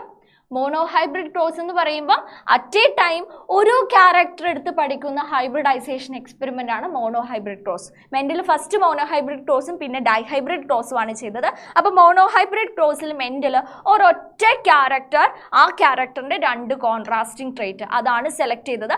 അപ്പോൾ ആ ഫോക്കസ് ചെയ്ത ക്യാരക്ടർ മാത്രം ട്രൂ ബ്രീഡിംഗ് ആണെന്ന് എൻഷുർ ചെയ്യുകയും ചെയ്തു. അപ്പം ഹൈറ്റ് എന്ന് പറയുന്ന ക്യാരക്ടറിനെ എടുത്ത് പഠിക്കുമ്പം രണ്ട് പേരൻസിനെ സെലക്ട് ചെയ്തല്ലോ, കോൺട്രാസ്റ്റിംഗ് ട്രേറ്റ്സ് ഉള്ള, ഒന്ന് ടോൾ പേരൻറ്റും ഒന്ന് ഡ്വാഫ് പേരൻറ്റും. അപ്പോൾ ആ ടോൾ എന്ന ക്യാരക്ടറും ഡ്വാഫ് എന്ന ക്യാരക്ടറും ട്രൂ ബ്രീഡിംഗ് ആണ് എന്ന് എൻഷുർ ചെയ്തു. അതിനെ മാത്രം ഫോക്കസ് ചെയ്യുന്ന സമയത്ത്, because this is mono hybrid cross, അപ്പോൾ അതിനെ മാത്രം ഫോക്കസ് ചെയ്യുന്ന സമയത്ത് ബാക്കി ക്യാരക്ടേഴ്സൊക്കെ ട്രൂ ബ്രീഡിംഗ് ആണോ എന്ന് മെൻ്റൽ നോക്കിയില്ല. അപ്പം അറ്റ് എ ടൈം ഒരെണ്ണം ഫോക്കസ് ചെയ്തുകൊണ്ടാണ് മോണോഹൈബ്രിഡ് ക്രോസ് ചെയ്തത്. ആ സമയത്ത് ആ ഫോക്കസ് ചെയ്യുന്ന ക്യാരക്ടർ സെലക്ട് ചെയ്തിരിക്കുന്ന രണ്ട് പേരന്റ് വെറൈറ്റീസിലും ട്രൂ ബ്രീഡിംഗ് ആണ് എന്ന് എൻഷുർ ചെയ്തിട്ടുണ്ടായിരുന്നു. Okay, so let's start the Mendel's monohybrid cross. Okay, അപ്പം മെൻ്റലിൻ്റെ ക്രോസ് സിമ്പിളായിട്ട് ഇങ്ങനെയാണ് നമ്മുടെ ബുക്കിൽ റെപ്രസെൻറ്റ് ചെയ്തിരിക്കുന്നത്. ഫസ്റ്റ് സെലക്ട് ചെയ്തിരിക്കുന്ന പേരൻസ്, ഒന്ന് ടോൾ വെറൈറ്റി, അടുത്തത് ഡ്വാർഫ് വെറൈറ്റി. അപ്പോൾ ഈ പീ പ്ലാന്റിൽ ടോൾ എന്ന ക്യാരക്ടർ, ടോൾ എന്ന ട്രേറ്റ് ട്രൂ ബ്രീഡിംഗ് ആണ്. ഈ പേരൻറ്റിൻ്റെ കേസിൽ ഡ്വാർഫ് എന്ന ക്യാരക്ടർ ട്രൂ ബ്രീഡിംഗ് ആണ്. അവിടെ ക്രോസ് നടത്തിയപ്പോൾ അവിടെ കിട്ടിയ ഫസ്റ്റ് ജനറേഷൻ ഓഫ് ഓഫ്സ്പ്രിംഗ് ആണ്, ഫസ്റ്റ് ജനറേഷൻ ഓഫ് പ്രോജനിയാണ്. അപ്പോൾ അവിടെ കിട്ടിയ ഓഫ്സ്പ്രിങ്ങിനെ നമ്മൾ F1 എന്നാണ് റെപ്രസെൻറ്റ് ചെയ്യുന്നത്. ഫസ്റ്റ് ഫീലിയൽ ജനറേഷൻ അല്ലേ, ഇത് ഫസ്റ്റ് സെറ്റ് ഓഫ് പേരൻസിനാണ്, അവരെ വേണേൽ നമുക്ക് P1 എന്ന് റെപ്രസെൻറ്റ് ചെയ്യാം. So this is F1 first filial generation. Mental ഏറ്റവും ഇനീഷ്യലി ഇവരുടെ ഇടയിൽ എന്താ ചെയ്തത്? ക്രോസ് പോളിനേഷൻ ആണ് ചെയ്തത് ബിറ്റ്വീൻ ദീസ് ടു പ്ലാന്റ്സ്. അതിനുശേഷം ഇവിടെ കിട്ടിയ പ്രോജനീസ് ആണിത്. ആ പ്രോജനീസ് ഏത് കൈൻഡ് ആയിരുന്നു? അവിടെ എത്ര പ്രോജനീസിനെ അവർ ഉണ്ടാക്കിയിട്ടുണ്ടെങ്കിലും, ഈ രണ്ട് പേരൻസിൽ നിന്ന് എത്ര പ്രോജനീസ് അവിടെ ഉണ്ടായിട്ടുണ്ടെങ്കിലും എല്ലാ പ്രോജനീസും എന്തായിരുന്നു? ഓൾ വർ ടോൾ, എല്ലാവരും ടോൾ ആയിരുന്നു. F1 വർ ടോൾ. ഓക്കെ, പിന്നെ മെൻ്റൽ നെക്സ്റ്റ് സ്റ്റേജിൽ ചെയ്തത് എന്താണ്? ഈ F1ൽ നിന്ന് സെൽഫ് പോളിനേഷൻ ചെയ്തു. പിന്നെ മെൻ്റൽ സെൽഫ് പോളിനേഷൻ ആണ് ഫോക്കസ് ചെയ്തത്. F1ൽ നിന്ന് സെൽഫ് പോളിനേഷൻ ചെയ്തു. അപ്പോൾ റിസൾട്ട് ചെയ്ത പ്രോജനീസ് എങ്ങനെയുണ്ടായിരുന്നു? അതിനെ നമ്മൾ F2 എന്നാണ് റെപ്രസെൻറ്റ് ചെയ്യുന്നത്. സെക്കൻഡ് ഫീലിയൽ ജനറേഷൻ അല്ലേ, അവിടെ കിട്ടിയ പ്രോജനീസിൽ 3 ടോളും 1 ഡ്വാഫുമാണ് നമ്മൾ റെപ്രസെൻറ്റ് ചെയ്യുന്നത്. അതിൻ്റെ അർത്ഥം ആകെ 4 കുഞ്ഞുങ്ങളെ കിട്ടി, അതിൽ 3 ടോളും 1 ഡ്വാഫും എന്നല്ല. ഔട്ട് ഓഫ് ദ ടോട്ടൽ 3/4 എന്തായിരുന്നു? ടോൾ ആയിരുന്നു. ആൻഡ് 1/4 എന്തായിരുന്നു? 1/4 ഡ്വാർഫ് ആയിരുന്നു. ഓക്കെ, അങ്ങനെ വേണം നമ്മൾ മനസ്സിലാക്കാൻ. ഔട്ട് ഓഫ് ദ ടോട്ടൽ പയർ കുഞ്ഞുങ്ങൾ 3/4 ടോളും 1/4 എന്തായിരുന്നു? ഡ്വാർഫുമായിരുന്നു. അപ്പം ഇത്രയുമേ മെൻ്റലിന് ഫസ്റ്റ് മനസ്സിലായുള്ളൂ. ഓക്കെ, പിന്നീടാണ് അതിൽ TT ഒക്കെ ഇട്ടിട്ട് നമ്മൾ റെപ്രസെൻറ്റ് ചെയ്യുന്നത്. ഓക്കെ, അപ്പോൾ ഇത് നമുക്ക് ലെറ്റർ വൈസ് ഒന്ന് റെപ്രസെൻറ്റ് ചെയ്ത് നോക്കാം.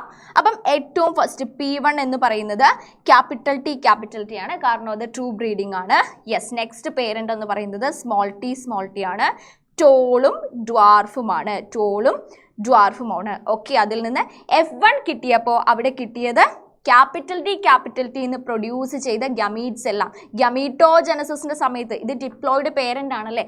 അപ്പോൾ ഈ പേരന്റിന്റെ ഉള്ളിൽ എന്താണ്, ഒരെണ്ണത്തിനെ നമ്മൾ മെയിലും അടുത്തതിനെ നമ്മൾ ഫീമെയിലുമായിട്ട് കൺസിഡർ ചെയ്യുന്നു. അത് ഏതാണെങ്കിലും പ്രശ്നമില്ല, ഇത് മെയിൽ ഇത് ഫീമെയിൽ ആണെങ്കിലും പ്രശ്നമില്ല, ഇത് മെയിൽ ഇത് ഫീമെയിൽ എന്നാലും പ്രശ്നമില്ല. ഓക്കെ, അപ്പം നമുക്ക് തൽക്കാലം ഇപ്പം ഇത് മെയിലും ഇത് ഫീമെയിലും എന്ന് കൺസിഡർ ചെയ്യാം. അപ്പോൾ ഇതിൻ്റെ ഉള്ളിൽ എന്ത് നടക്കണം, ഇതിൻ്റെ ഉള്ളിൽ മൈക്രോസ്പോറോജനസിസ് ഒക്കെ നടക്കും, ഇവിടെ പോളൻസ് പ്രൊഡ്യൂസ് ചെയ്യും, അതിന് വേണ്ടിയിട്ട് ഗമീറ്റോജനസിസ് നടക്കും അല്ലേ. ആ സമയത്ത് ഡിപ്ലോയിഡി ഹാപ്ലോയിഡി ആകും, അവിടെ ഗമീറ്റ്സ് പ്രൊഡ്യൂസ് ചെയ്തു. ഗമീറ്റ്സിനെ നമ്മൾ എപ്പോഴും വട്ടത്തിലാക്കും. ഓക്കെ, ഇനി ഈ ഡ്വാർഫ് പാരന്റിൽ ഈ പാരന്റിലും ഗമീറ്റോജനസിസ് നടന്നു.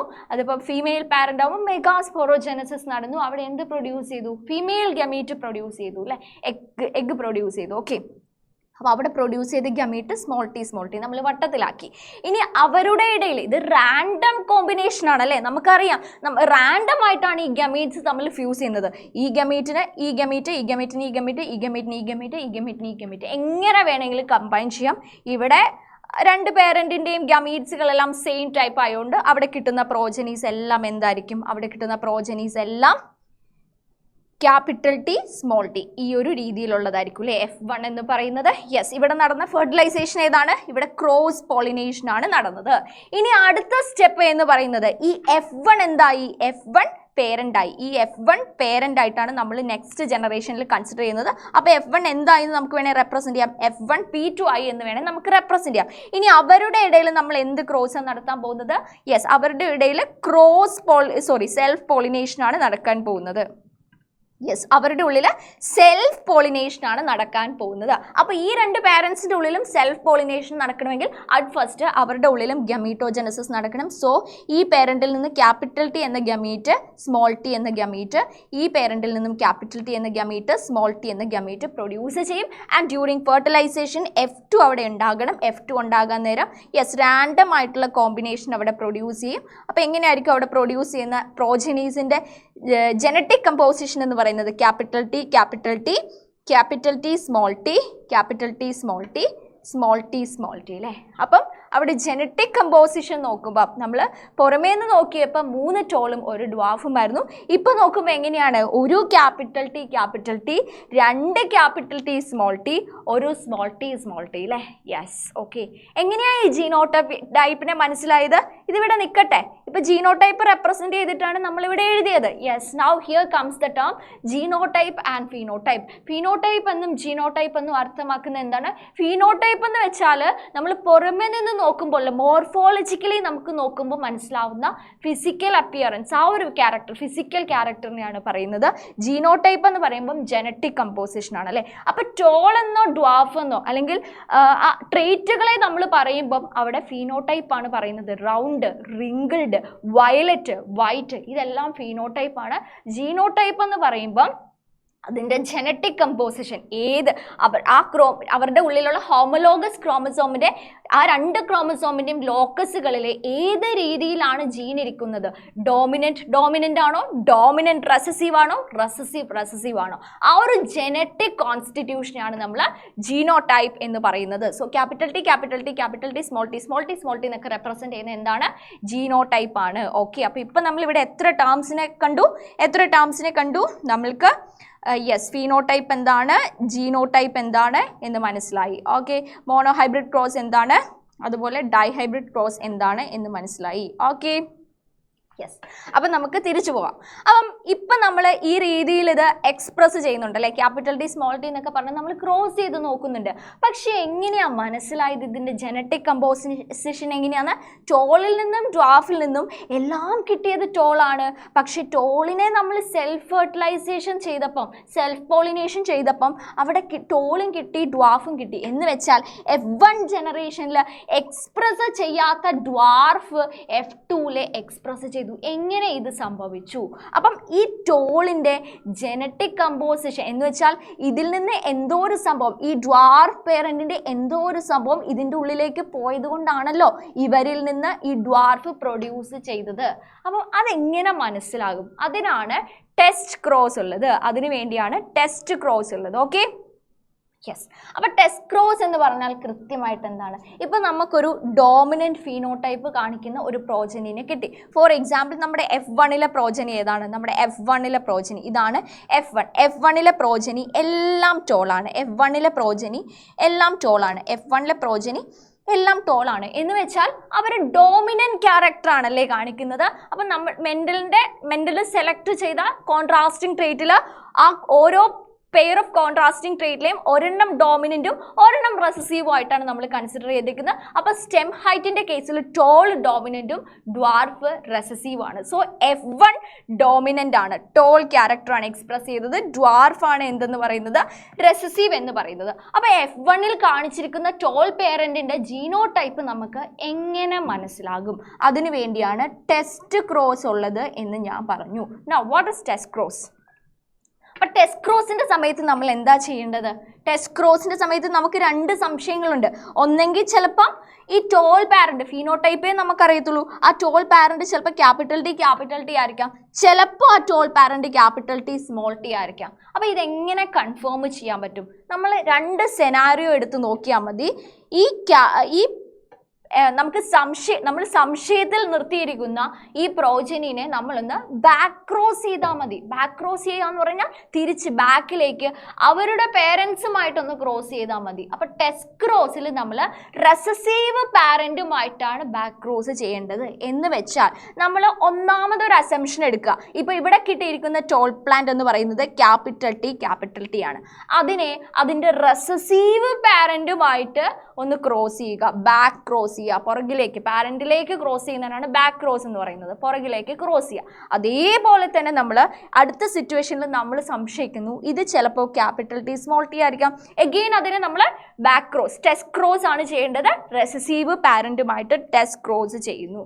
ഇനി അതിൽ കിട്ടുന്ന ഫീനോടൈപ്പ് എന്താണെന്ന് നോട്ട് ചെയ്യുക. ഓക്കെ, അപ്പം ഈ ഫസ്റ്റ് സിറ്റുവേഷൻ എങ്കിൽ അവിടെ കിട്ടുന്ന ഗമീറ്റ്സ് എല്ലാം ക്യാപിറ്റൽ ടി ആയിരിക്കും. സ്മോൾ ടിയിൽ നിന്ന് കിട്ടുന്ന ഗമീറ്റ്സ് എല്ലാം സ്മോൾ ടി ആയിരിക്കും അല്ലേ. അപ്പോൾ ഇതിൽ നിന്ന് എങ്ങനെയൊക്കെ പ്രോജനീസ് എത്ര തവണ ഉണ്ടായിട്ടുണ്ടെങ്കിലും അവരെല്ലാം എന്തായിരിക്കും?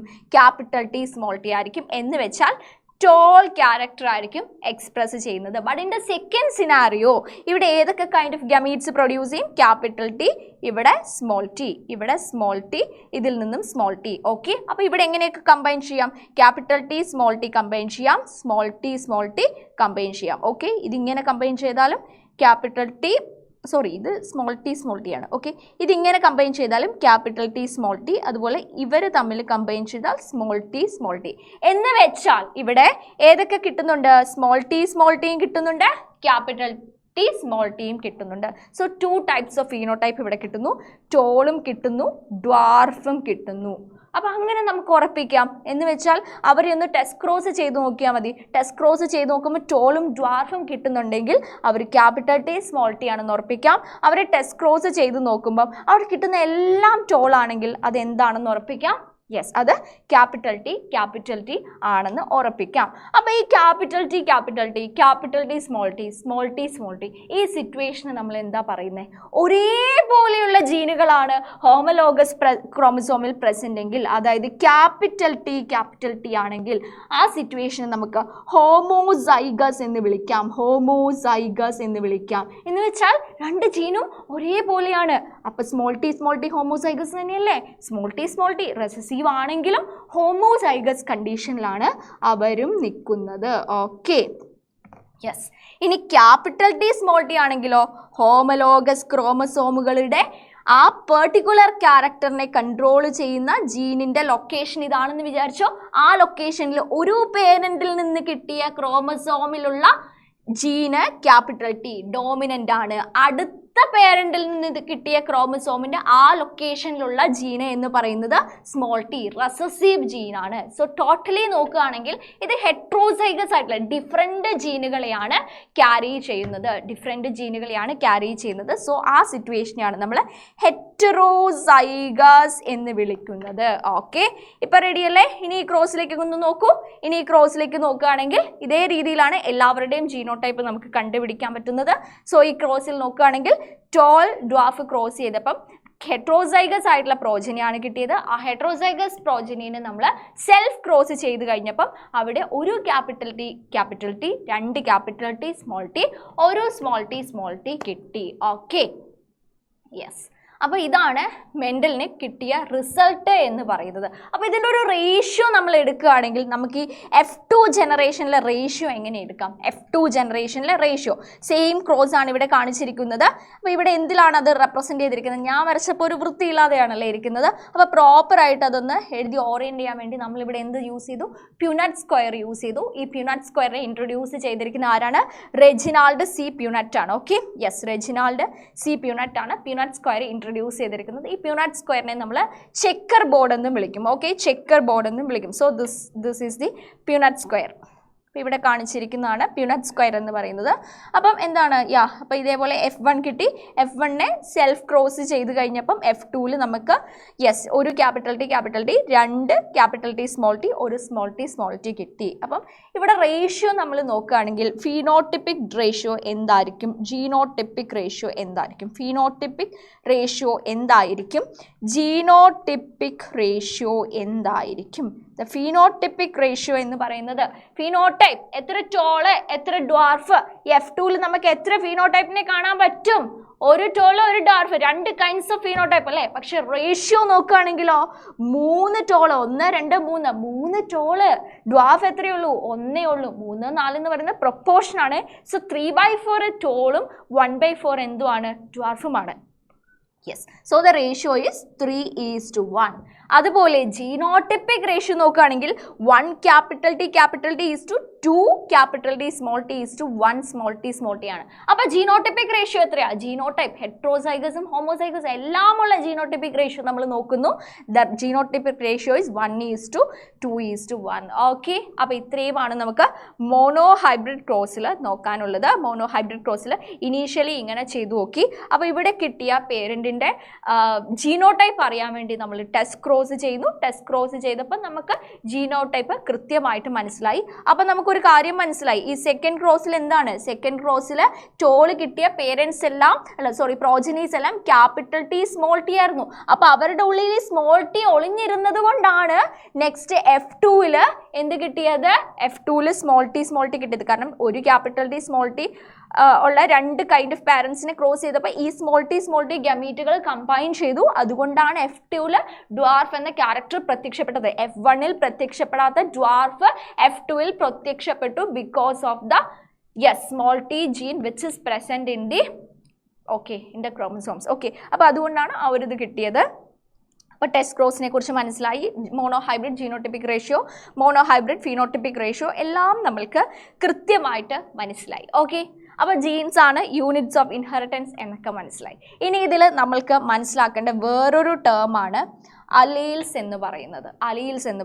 അപ്പോൾ ഇപ്പം നമുക്കറിയാമല്ലേ ഈ ക്രോമസോമിൻ്റെ ഉള്ളിലുള്ള ഈ ക്യാപിറ്റൽ ടി എന്ന് പറയുന്നത് ജീനാണ് എന്നൊക്കെ. പക്ഷെ മെൻഡലിന് അറിയാമായിരുന്നു? ഇല്ല, മെൻഡലിന് അറിയില്ലായിരുന്നു. പക്ഷെ മെൻഡലിന് മനസ്സിലായി എന്തോ ഒന്ന് പേരൻസിൽ നിന്ന് പ്രോജനീസിലേക്ക് പോകുന്നുണ്ട്. ആ പോയ സ്മോൾ ടി എന്ന് നമ്മളിപ്പോൾ വിളിക്കുന്ന എന്തോ ഒരു സാധനം F1ൽ പ്രസന്റ് ആയതുകൊണ്ടാണ് ആ സാധനങ്ങൾ തമ്മിൽ കമ്പൈൻ ചെയ്തപ്പോൾ F2ൽ സ്മോൾ ടി ഡ്വാർഫ് ഫീനോടൈപ്പ് പ്രത്യക്ഷപ്പെട്ടതെന്ന്. അപ്പോൾ മെൻഡലിന് മനസ്സിലായി something is there and Mendel called these something as factors. ആ സംഭവങ്ങളെ മെൻഡൽ എന്തെന്ന പേരിട്ട് വിളിച്ചു? മെൻഡൽ ഫാക്ടേഴ്സ് എന്ന പേരിൽ വിളിച്ചു.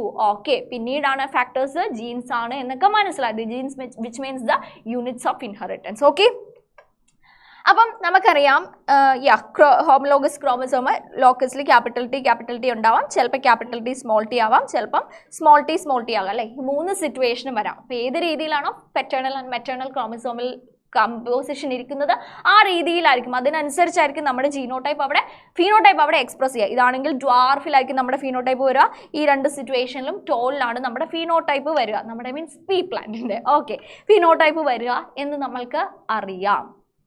പക്ഷെ ഇതെങ്ങനെ മനസ്സിലാകും? അല്ലെങ്കിൽ ഈ ഒരു ഇപ്പം ഇത് ഹോമോസൈഗസ് സിറ്റുവേഷൻ ആണ്, ഇതും ഹോമോസൈഗസ് സിറ്റുവേഷൻ ആണ്, ഇത് ഹെട്രോസൈഗസ് സിറ്റുവേഷൻ ആണ്. അപ്പോൾ ഇതിനെ എങ്ങനെ, അല്ലെങ്കിൽ ഈ വ്യത്യസ്തമായിട്ടുള്ള ഫോമിൽ ഈ രണ്ട് ഹോമോലോഗസ് ക്രോമസോംസിലും ജീൻസ് ഇരിക്കുമ്പം നമുക്കിവരെ എന്തെന്ന് പേരിട്ട് വിളിക്കാം?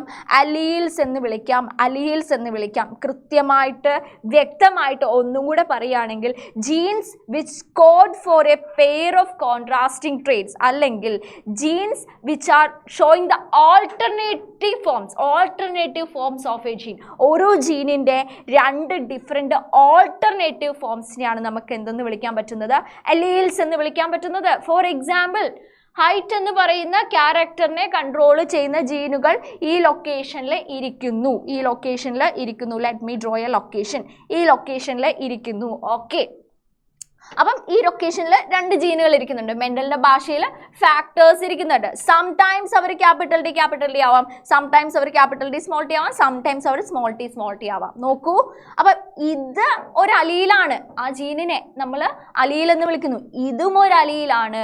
പക്ഷേ ഒരേപോലെയാണെങ്കിൽ രണ്ട് അലീലും സിമിലർ ആണ് എന്ന് നമുക്ക് വിളിക്കാം. ക്യാപിറ്റൽ ടി ആണ് സിമിലർ അലീൽസ്. ഇനി സ്മോൾ ടി ആണെങ്കിൽ അഗെയിൻ സിമിലർ അലീൽസ്. പക്ഷേ ക്യാപിറ്റൽ ടി സ്മോൾ ടി ആണെങ്കിൽ ദേ ആർ ഡിസിമിലർ അലീൽസ്, അല്ലെങ്കിൽ they are alternative forms of a gene. Capital T controlling the character tall, the trait tall, and small T controlling the trait dwarf. അതായത് alternative forms of a gene ആണ് alleles എന്ന് പറയുന്നത്. So അലീൽസിന്റെ definition നോക്കുകയാണെങ്കിൽ they are alternative forms of a gene. പക്ഷേ sometimes ഈ രണ്ട് അലീൽസും സിമിലർ ആകാം, which is the homozygous situation. If they are dissimilar then it is representing heterozygous situation. Okay, yes, test ക്രോസും നമ്മൾക്ക് മനസ്സിലായി, പ്യൂനറ്റ് സ്ക്വയറും മനസ്സിലായി. ഓക്കെ, അപ്പം നമ്മൾ ഇതിൽ എത്ര ടേംസിനെ കണ്ടു? ഇപ്പം എത്ര ടേംസിനെ കണ്ടു?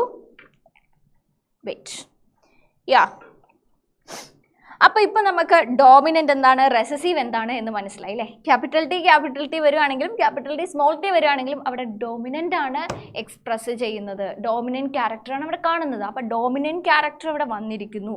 ആ ഡോമിനൻ്റ് റെസസീവിൽ സ്മോൾ ടി ആണ് റെസസീവ് ക്യാരക്ടർ. അതിൽ കുറച്ചും കൂടെ കൃത്യമായിട്ടൊരു ക്ലാരിറ്റി നിങ്ങൾക്ക് വരുത്താനുണ്ട്. അത് ഞാൻ ഇപ്പം തന്നെ വരുത്തും. ഓക്കെ, ഈ ഒരു ടേംസ് നോക്കിക്കഴിയുമ്പോൾ ഈ അലീൽസ് എന്താണെന്ന് മനസ്സിലായി. Alleles are also known as allelomorphs. ഇനി നിങ്ങൾക്ക് ടെസ്റ്റ് ക്രോസ് എന്താണെന്ന് മനസ്സിലായി. ഓൾവേസ് ടെസ്റ്റ്, ഈ ബാക്കിലേക്ക് ക്രോസ് ചെയ്യുന്നതാണ് നമ്മൾ ടെസ്റ്റ് ക്രോസ് എന്ന് വിളിച്ചത്. ടെസ്റ്റ് ക്രോസിൽ നമ്മൾ റെസസീവ് പേരൻറ്റുമായിട്ടാണ് ബാക്ക് ക്രോസ് ചെയ്തത്. ഒരു നിർബന്ധവും ഇല്ല റെസസീവ് പാരൻ്റായിട്ട് മാത്രമേ ബാക്ക് ക്രോസ് ചെയ്യാൻ പാടുള്ളൂ. നമുക്ക് ഡോമിനൻ്റ് ആയിട്ടുള്ള പേരൻറ്റുമായിട്ടും വേണേൽ ബാക്ക് ക്രോസ് ചെയ്യാം. പക്ഷേ ആ സിറ്റുവേഷനിൽ നമ്മൾ അതിനെ ടെസ്റ്റ് ക്രോസ് എന്ന് വിളിക്കത്തില്ല. അപ്പോൾ ഈ തിരിച്ച് വേറെ ഏതെങ്കിലുമൊക്കെ പല ആവശ്യങ്ങൾക്ക് വേണ്ടിയിട്ടും തിരിച്ച് ബാക്കിലേക്ക് ക്രോസ് ചെയ്യുന്നതിനാണ് ബാക്ക് ക്രോസ് എന്ന് വിളിക്കുന്നത്. So test cross is A type of back cross. അതും കൂടെ മനസ്സിലാക്കുക. ബാക്കിലേക്ക് തിരിച്ച് പാരൻസുമായിട്ട് ക്രോസ് ചെയ്യുന്ന back cross A kind of back cross ആണ് ടെസ്റ്റ് ക്രോസ്, വേർ റെസസീവ് പാരൻസുമായിട്ടാണ് അവിടെ ക്രോസിങ് നടത്തുന്നത്. ഓക്കെ, ഹെട്രോസൈഗസ്, പകുതി സ്പെല്ലിംഗ് മാഞ്ഞു പോയെന്ന് തോന്നുന്നു. ഹോമോസൈഗസും ഹെട്രോസൈഗസും നമുക്ക് മനസ്സിലായി. ഡൈഹൈബ്രിഡ് ആൻഡ് മോണോ ഹൈബ്രിഡ് മനസ്സിലായി. ഇനി നമ്മൾക്ക് ഈ ഡോമിനൻ്റ് ആൻഡ് റെസസീവിൽ കൂടിയാണ് ഒരു ക്ലാരിറ്റി വരുത്താനുള്ളത്. Okay, yes, now moving on to the laws of inheritance. മെൻ്റലിൻ്റെ ലോസ് ഓഫ് ഇൻഹെറിറ്റൻസ് അല്ലെങ്കിൽ പ്രിൻസിപ്പൾസ് ഓഫ് ഇൻഹെറിറ്റൻസ്. അപ്പോൾ മെൻ്റലിന് ടോട്ടലി എത്ര ലോസ് ഉണ്ട്? കറക്റ്റ്ലി പറയുകയാണെങ്കിൽ ഇത് ലോ എന്നൊന്നും പറയാൻ പറ്റത്തില്ല. പക്ഷേ സ്റ്റിൽ നമ്മളതിനെ ജസ്റ്റ് ലോസ് ഓഫ് ഇൻഹെറിറ്റൻസ് എന്നൊരു ഇതിന് വിളിക്കുന്നു, ഒരു പഞ്ചിന് വിളിക്കുന്നു. അപ്പം മെൻ്റലിന് ടോട്ടലി എത്ര ലോസ് ഉണ്ട്? 3 ലോസ് ഉണ്ട് അല്ലേ? Yes, law of dominance, law of segregation, oh my God, and law of independent assortment. Okay, yes. അപ്പോൾ ഇതിൽ ഫസ്റ്റ് 2 ലോസും is based on monohybrid cross. Monohybrid cross base ചെയ്തിട്ടാണ് ആദ്യത്തെ 2 ലോസും ഉള്ളത്. റെഡി? യെസ്. അപ്പം നമുക്കത് നോക്കിയേക്കാം, കാരണം നമ്മൾ മോണോഹൈബ്രിഡ് ക്രോസ് ഇപ്പോൾ പഠിച്ചു കഴിഞ്ഞു. ഓക്കെ, അപ്പം നമ്മൾ മെൻ്റലിൻ്റെ എക്സ്പെരിമെൻ്റ് നോക്കിയപ്പോൾ ക്യാപിറ്റൽ ടി ഉള്ള പാരൻ്റ്, സ്മോൾ ടി ഉള്ള പാരൻ്റ്, അതിൽ നിന്ന് ക്യാപിറ്റൽ ടി സ്മോൾ ടി എന്ന F1 കിട്ടി. This is P1. ആൻഡ് F2ൻ്റെ കേസ് നോക്കുകയാണെങ്കിൽ ക്യാപിറ്റൽ ടി സ്മോൾ ടി ഇതായിരുന്നു അല്ലേ? അപ്പോൾ ഇത് ടോള്, ഇത് ഡ്വാർഫ്, ഇത് ടോൾ ഡ്വാർഫ്. ഓക്കെ, ഇതായിരുന്നു സിറ്റുവേഷൻ എന്ന് പറയുന്നത്. അപ്പോൾ ഇവിടെ നിങ്ങൾക്ക് ഒരു കാര്യം കാണാൻ പറ്റും. ക്യാപിറ്റൽ ടി സ്മോൾ ടി ഒരുമിച്ച് കമ്പൈൻ ചെയ്യുമ്പം the character which gets expressed is toll. ഈ ഡ്വാർഫ് എന്ന ക്യാരക്ടർ വരണമെങ്കിൽ the small T should combine. Small T എപ്പോൾ തമ്മിൽ കമ്പൈൻ ചെയ്യുന്നു അപ്പം മാത്രമേ ഡ്വാർഫ് ക്യാരക്ടർ വരുന്നുള്ളൂ. അതിനർത്ഥം എന്താ? Capital T is dominating over small T. Capital ടിയും സ്മോൾ ടിയും രണ്ടുപേരും ഒരേപോലെയാണല്ലേ നിൽക്കുന്നത്. ഒരേപോലത്തെ ഹോമോലോഗസ് ക്രോമസോം, ഒരേ ലോക്കസിലുള്ള ജീനുകൾ ഒരാൾ ഫാദറിൽ നിന്നും ഒരാൾ മദറിൽ നിന്നും കിട്ടി. അപ്പം ഇക്വാലിറ്റി സിറ്റുവേഷൻ നോക്കുകയാണെങ്കിൽ നമ്മൾ ചിന്തിക്കുമ്പോൾ എങ്ങനെ ഡൗട്ട് ആകൂലേ? അവിടെ ഒരു ഇന്റർമീഡിയറ്റ് സ്റ്റേജിലുള്ള ഒരു ഹൈറ്റ് ഒന്നുമല്ല കിട്ടിയത്. ടോൾ ക്യാരക്ടർ, അവിടെ ടോൾ എന്ന ക്യാരക്ടറാണ് എക്സ്ക്ലൂസീവ്ലി എക്സ്പ്രസ് ചെയ്തിരിക്കുന്നത്. സ്മോൾ ടി അവിടെ ഉണ്ട് എന്നുള്ള അതിൻ്റെ ഒരു പ്രസൻസ് പോലും ഇൻഡിക്കേറ്റ് ചെയ്തില്ല. അതിനർത്ഥം എന്താ? Capital T is dominating over small T or small T is suppressed under capital T.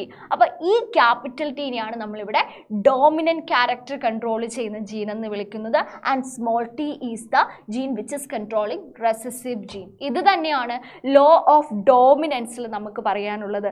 And ഈ ഒരു F2-ൽ പാവം ഡ്വാർഫ് എക്സ്പ്രസ് ചെയ്യണമെങ്കിൽ, റെസസീവ് ക്യാരക്ടർ എക്സ്പ്രസ് ചെയ്യണമെങ്കിൽ small T whenever they come together അപ്പം മാത്രമേ അവിടെ ഡ്വാർഫ് ക്യാരക്ടർ എക്സ്പ്രസ് ചെയ്തിട്ടുള്ളൂ. So the law of dominance എന്ന് പറയുമ്പോൾ characters are controlled by discrete units called factors. ജീനുകളാണ് ക്യാരക്ടറുകളെ കൺട്രോൾ ചെയ്യുന്നത്.